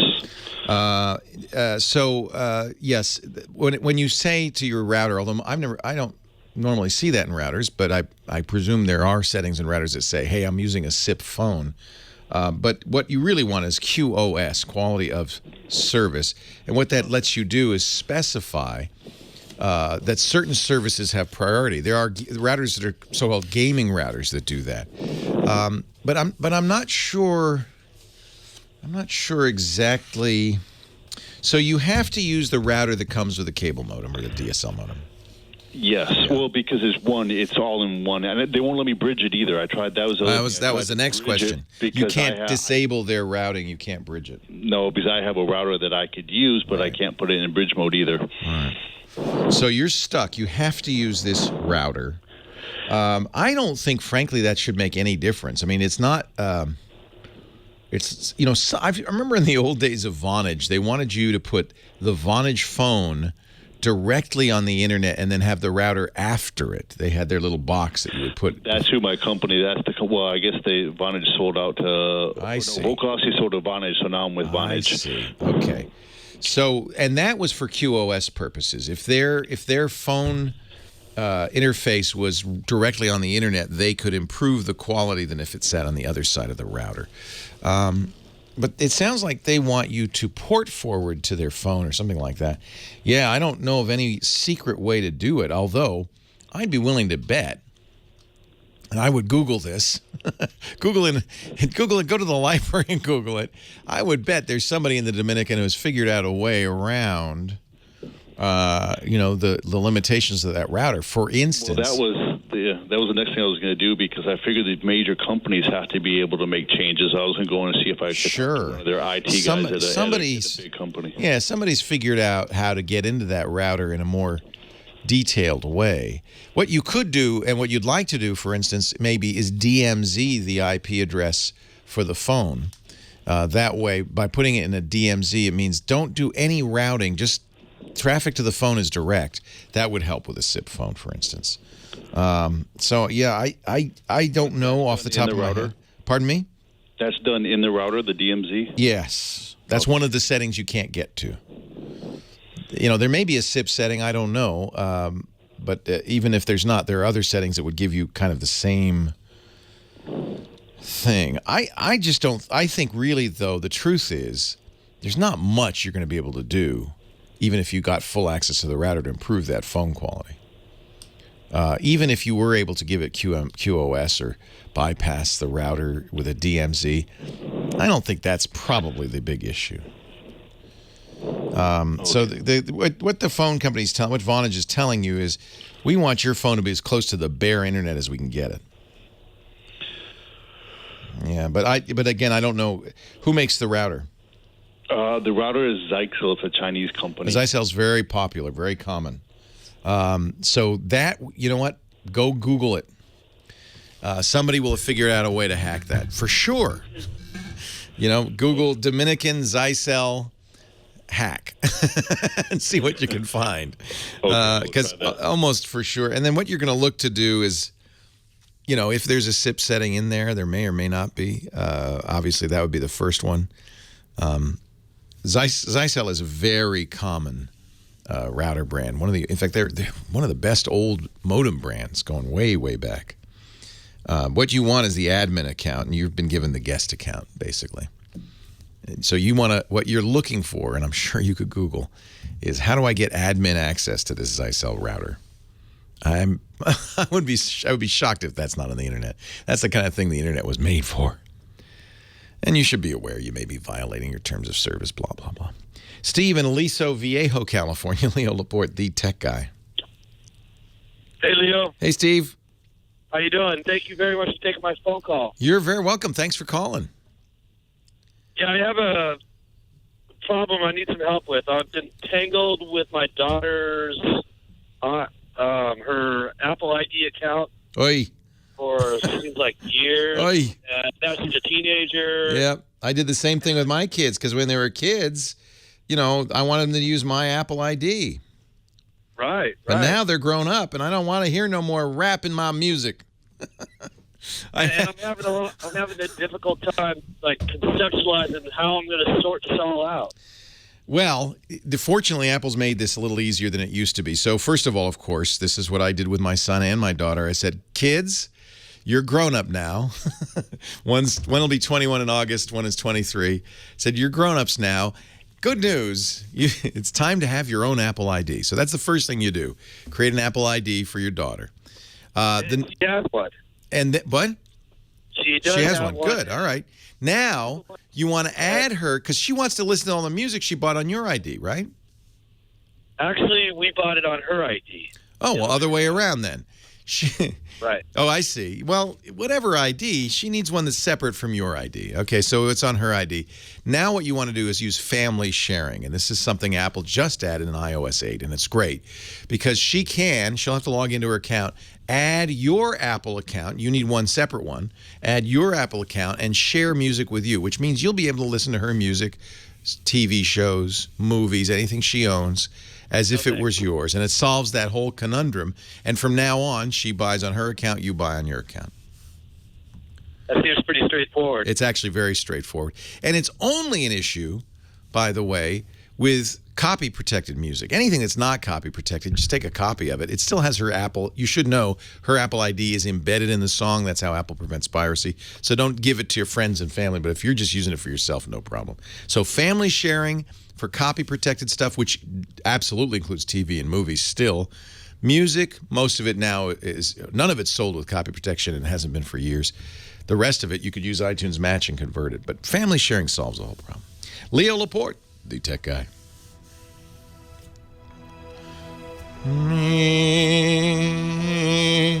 It's a devil of a time, as you may remember, getting my son to create an Apple ID for himself. We were going through my iTunes collection, all my daughter's music here. There you go. You know what? That's great. The Aquabots get a little royalty. Let's make everybody's happy. Howard, Pasadena, Leo Laporte, the tech guy. Hi, Howard. Hey, Leo. How are you? I'm well. How are you?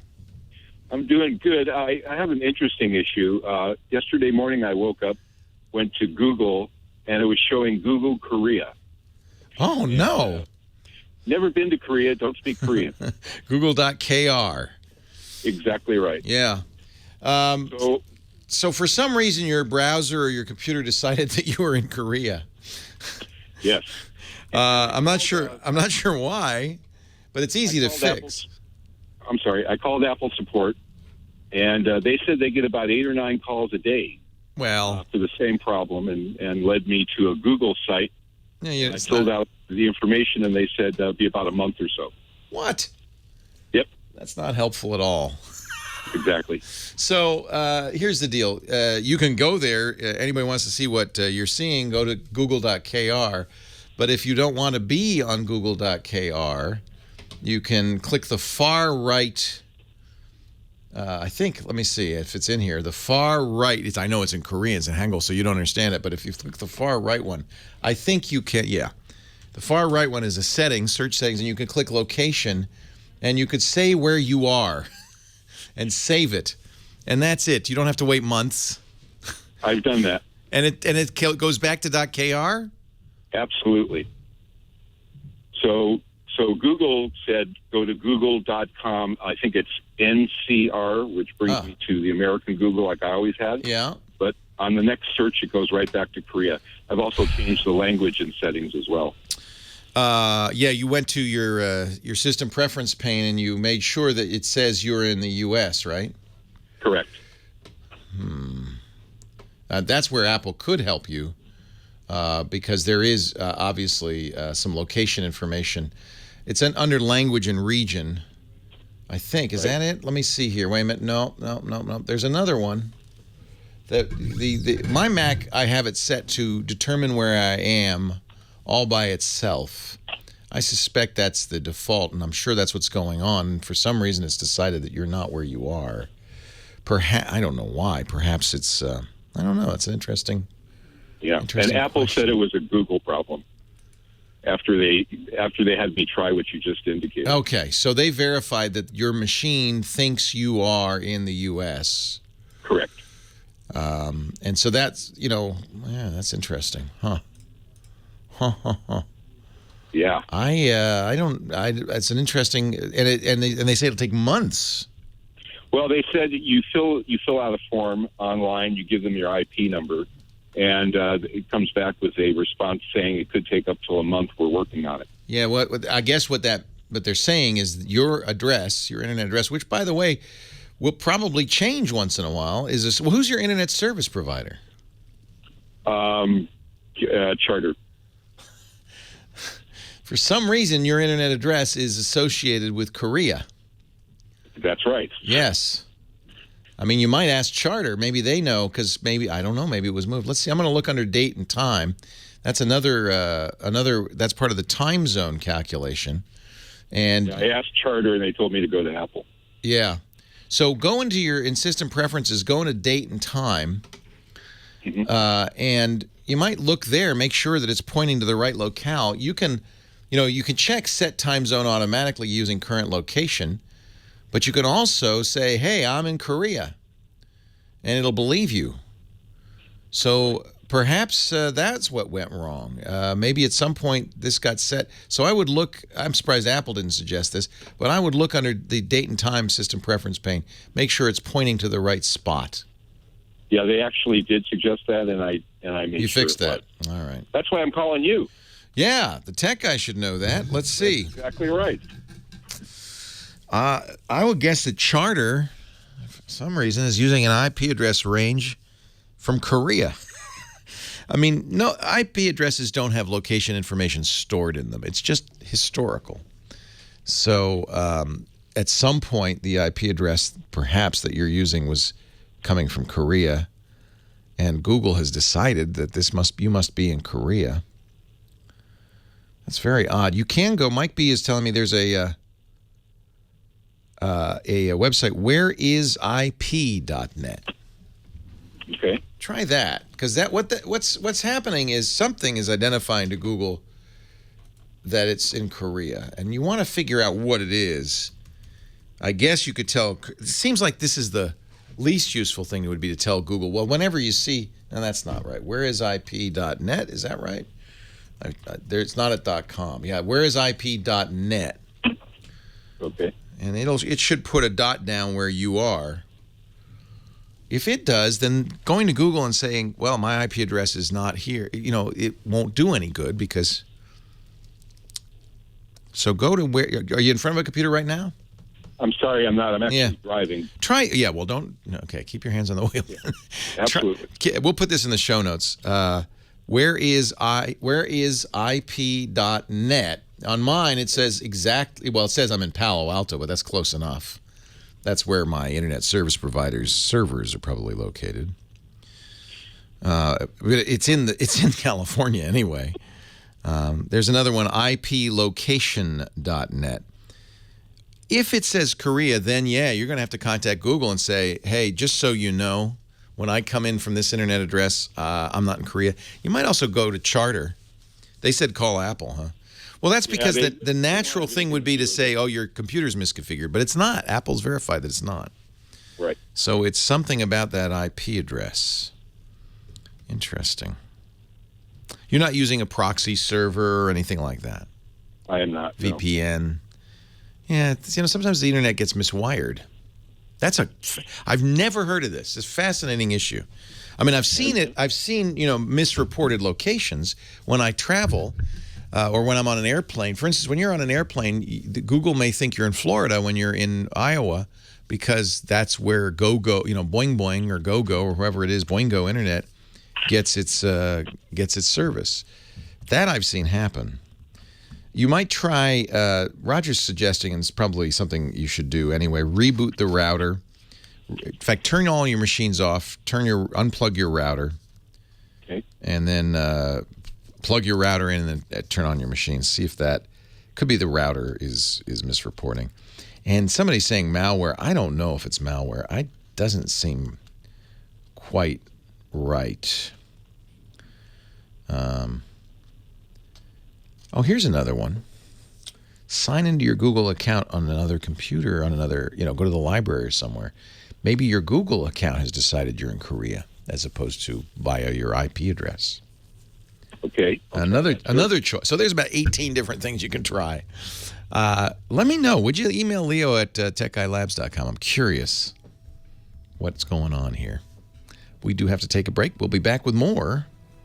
Leo Laporte, the tech guy. Yeah, take it to Starbucks. That's a good idea. If it's a laptop computer, take it somewhere. Get on somebody else's internet, see what happens. If everything's normal, then it's your router or your ISP. Doesn't seem like Google is the place to fix this. Chat room's got lots of suggestions. Try to capture as many of those as we can.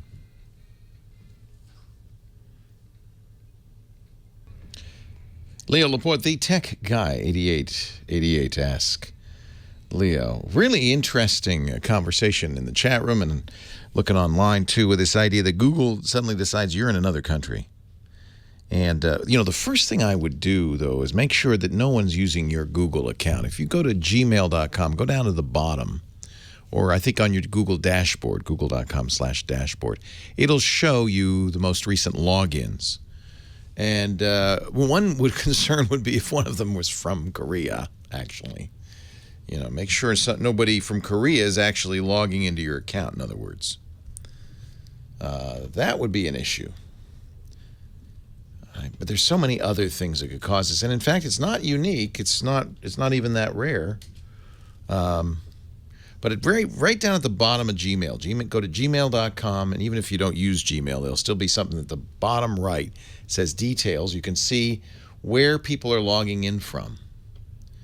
And that could be of use. Remember, it could be an agent that you've authorized, a software or something that you've authorized. I see somebody logging in from Oregon, but that's not me. That's some app that I have. But if you see Korea, you see a lot of them, you might want to change your password. How about that? Garrett, Miami, Florida. Leo Laporte, the tech guy. Hi, Leo. How are you doing? I'm well, Garrett. How are you? I'm doing fantastic. Yay. I've got one of the most interesting questions of my life for you. Good, because this has been a good day for interesting questions. I've been approached to do some live streaming for basic training graduation. Ah, cool. And what we're looking for is a wireless solution that would allow us to create a wireless network at the venue so that we can have multiple cameras feeding into one area to one computer solution. And I've looked at Teradek encoders and transmitters, and I wanted to know what your input on those. I like them. So there's a couple of companies that do this. We use another competing company from Israel called LiveU, L-I-V-E, the letter U. But they work very much like Teradek. In both cases, they will either bond together 3G and 4G cell networks for data, or they'll use Ethernet. I guess they could even use Wi-Fi.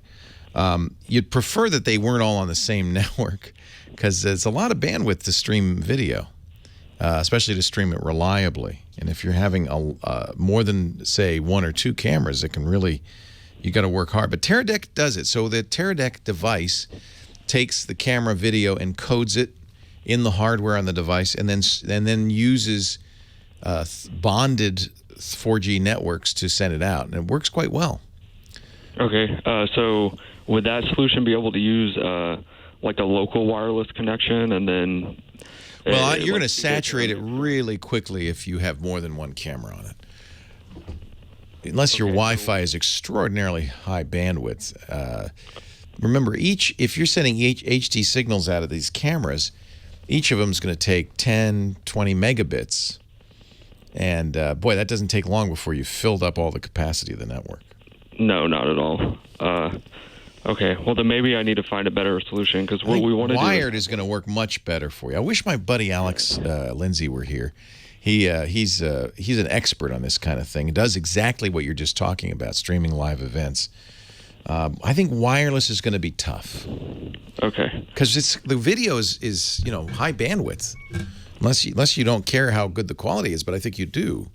So, yeah. Well, we wanted to keep it on one network and then use one one bonded connection to like Ustream or YouTube. So we're not using like 15 or 16 different Verizon cards and racking up a couple. It does get very expensive. It gets very expensive very fast. There's no way you could do it wired? Oh, no, we could do it wired. Do it wired. It's so, in every respect, wireless. If you could do it, wireless, it's going to be tough. You're going to saturate that network very fast. But you do it wired, you can have high speed and much better quality, much more reliability, much less latency. Remember, you got to switch those cameras too. All of it's going to be a lot easier if it's all wired. Okay, what would be a wired solution that you? Oh, there's lots of them. We use SDI, serial digital interface. So we take the cameras. Most of them have HDMI out because we use cheap consumer-grade camcorders. We use a Blackmagic HDMI to SDI converter, and SDI can go hundreds of feet. So you can, and it looks like thin black coax. So you could easily run that. I mean, the cameras aren't going to be more than 100, 200 feet apart, I'm sure. You can easily run from each of them a thin black coax cable back to your switching solution. That's what we do. That's what I would do if I were in your shoes. I wanted to stream a graduation ceremony. That's exactly what I'd do. Okay. All right. Have fun. Thank you very much for your time. Thanks for doing what you're doing. Sounds like it's a big deal. You just can't. Wireless has limited capacity, and video is demanding. It takes a lot of data. Leo Laporte, the tech guy. I've got a minute left. I don't know. Can we do it? Let's see. Let's go to Bellflower, California. Lamarty on the line. Hi, Lamarty. Leo, good morning. Good morning. Okay, I'm still kind of a novice when it comes to these smartphones, but I've been working with an S3 that I got a decent deal on a year and a half ago, but the charging point blew out of me, and I need to replace it. I need some advice. I'm thinking about stepping up to either an S6 or a Note 4. They're very similar. They came out a few months apart. The big difference is screen size. S6 is 5.1 inches. That's what I use. I love it. The Note 4 is 5.5 inches. Much better screen size. And, by the way, removable battery and SD card. But otherwise, they're very, very similar. So really base it, I think, on screen size. Leo Laporte, the tech guy.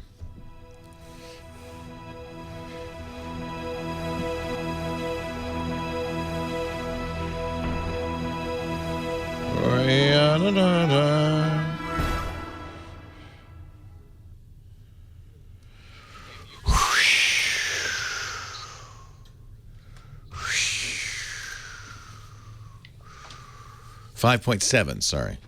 I love my Note 4. There are other differences. I just ran out of time. Obviously, the Note 4 in some cases is still Kit Kat, although they're updating it to Lollipop. I think probably the Note 4 would be my choice. Screen resolution is identical, so dots per inch are higher on the S6, but really, and if you need a removable battery, that's nice. I think they're both excellent. And the camera's very similar. Hello, Dickie Day. Hey, Leo, how are you? Very good. How are you? Good. I'm good, too. So we're going to do a Kiz Fizz. We are, after your Screensaver 3. Yay. Yay. And you're going to be on next week on the Screensavers, I think? I am, yes. Yay. The 23rd. Yes, it is me. Yay. Yeah. And how is it going with you and Chad? I know you've done 2 shows now. It's slowed down a lot, but it's still going. What do you mean slow? Oh, I mean the subscriptions? Yeah, Patreon. Yeah, we're going to plug the hell out of it today, so let's see if we can get it going here. Get it going. Oh, okay. Get some support. And you're going to do a gadget today, I presume. I'm going to do 2 gadgets from the hardware show. Hardware. I love the hardware. So I want gizwiz.biz and gizwiz.tv. Yes. Thank you. Thank you. We'll plug them both. Oh, and Chad's going to be Chat Room Celebrity of the Week, and he's going to take us on a tour of his new digs. I love Chad. So you can see we're very serious. Yeah, it's a serious show. Well, now that we're businessmen. Yeah, that's right. I love it. I love it. Chad's doing a lot of work. He's putting out all three versions and everything. Yeah. Good for him. Yeah, we have another guy working behind the scenes doing a lot of stuff. That's very helpful. Take me down to Paradise City, or as it's known around here, Disneyland. Dick DeBartolo, Mad's maddest writer, is here. He's the Gizwiz, comes on every week and brings crazy gadgets. Hello, Dickie D. How are you, pal? Mad Magazine's maddest writer. Yes. I am well. Yes. How are you? How's Disneyland? You're Twit's weirdest host. Host, weirdest owner. Yeah. Weirdest owner. There you go, Yes. weirdest owner. There's just one of me. One of you. Yeah. Okay. I saw a couple things from the hardware show that I was at last week in Vegas. One you might be interested in called the Upcart. Upcart. The all-terrain stair climbing cart. Okay, so it has 3 wheels on each axle, and as you approach a step and start to pull it, the wheels rotate up onto the first step, and then as you hit the next step, a wheel catches it and rotates. Oh, please. Really? Yes. This sounds like more work. No. Did you try it going up? Do they have steps at the hardware show? They did have steps. Actually, I wanted to video it, so I had the guy who invented it pulling up some steps, and it looked really neat. And it folds flat, folds down to about 4 inches, has a weight capacity of 100 pounds, rubber tires, ball-bearing axle. So I think he's going to do well with it. This is for people like you who live in New York City and go shopping and then drag the shopping cart up the stairs. You know, like I'm going to tell the guy who lives on the 5th floor about this because I think he'll be thrilled. He's in a walk-up? There's no elevator? No. Man. 5-floor walk-up is the limit in New York City. Yeah, that's the limit, all right. Yeah, but I believe the building next door legally or illegally added the 6th floor, so that's a lot of walking up. Well, they put a trampoline on the 5th floor, so you don't have to. It's not. It's a good idea. It's not literally walking 5 floors. You just bounce. And then the up. other thing is from Night Eyes. You know, Night Eyes makes flashlights and bungees. They make clever little gadgets, and they make a skeleton key that has a skeleton picture on it, but it's actually like a mini little tool key. It has a little rough edge, and for laughs, I had a clam package, one of those plastic packages. Oh, I hate those. You cannot open those. I was able to cut right through it with the edge of the key. The other edge has a little nail file. The tip of it is a screwdriver, and then the body of it is a bottle opener. Wow. Yeah, it's really clever, and it's all. And would stainless. that get by? Do you think would that get You know by what? Homeland Security? And it said that it is TSA approved? safe approved. Exactly. What could possibly go wrong? The thing's got a skull on it. Exactly. Well, they also make one without a skull in case you think you don't want to carry a skull with you. Attract attention. Yeah, it's $9, and I looked before the show, and on Amazon it's $6, and Amazon Prime. So I like it just for opening the blister packs. Those things drive me nuts. Yeah. And if I had something on, they should make them illegal. I try to open them with keys, so it actually makes sense. I'd have one key on the chain that actually has a blisteringly sharp point. What about carrying that in your pocket? Might cut a hole through your pocket. You know what? I think the way that it's designed, that the saw is up in the opening there, I don't think you're going to have a problem. This is actually called the doohickey? Yes. Has no the doohickey. Oh, I get it. Doohickey. Hickey. No one has ever used doohickey for the name of their doohickey? Well, this is the first? Like all this time we've been calling weird gadgets doohickeys, and finally somebody said, I really ought to name my gadget. Said, wait, no one's got that. It is a doohickey. Someone probably went online and said, wait, no one's got it. It's available. Who'd have thunk it? Wow. Dick is at gizwiz.biz. That's his website where you can see details about these products and all the products he mentions, not only on this show, but on his appearances on ABC's World News Now and elsewhere. And you can also find out about his podcast, which is called The GizWiz. And if you go to GizWiz, GIZWIZ.tv, You could find out all about it. And Dick's doing something very modern.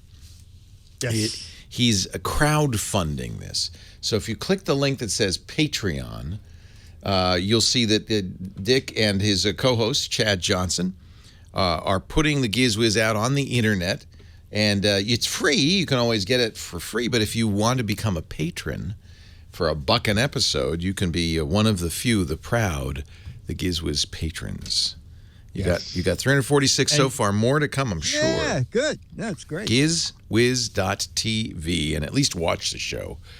But, once you watch, actually, give money before you watch it, just to be on the safe side. Yeah, I know. There's always like 1,000 people who subscribe, and then they watch it, and then right after the show, it goes down to 400. Yeah.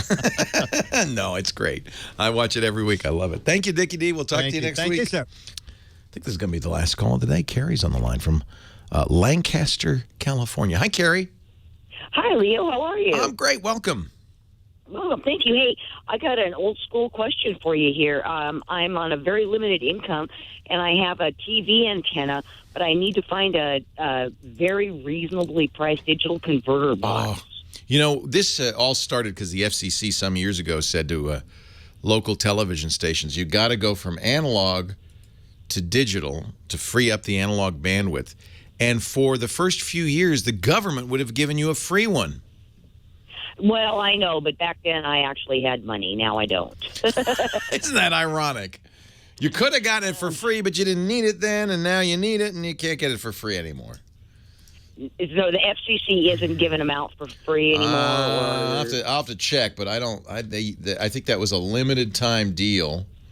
They ought to give it away forever because when they did this, they basically broke all the TVs. Your TV, if it's not a new, later model TV, can only handle an analog signal. So you need a box between. It's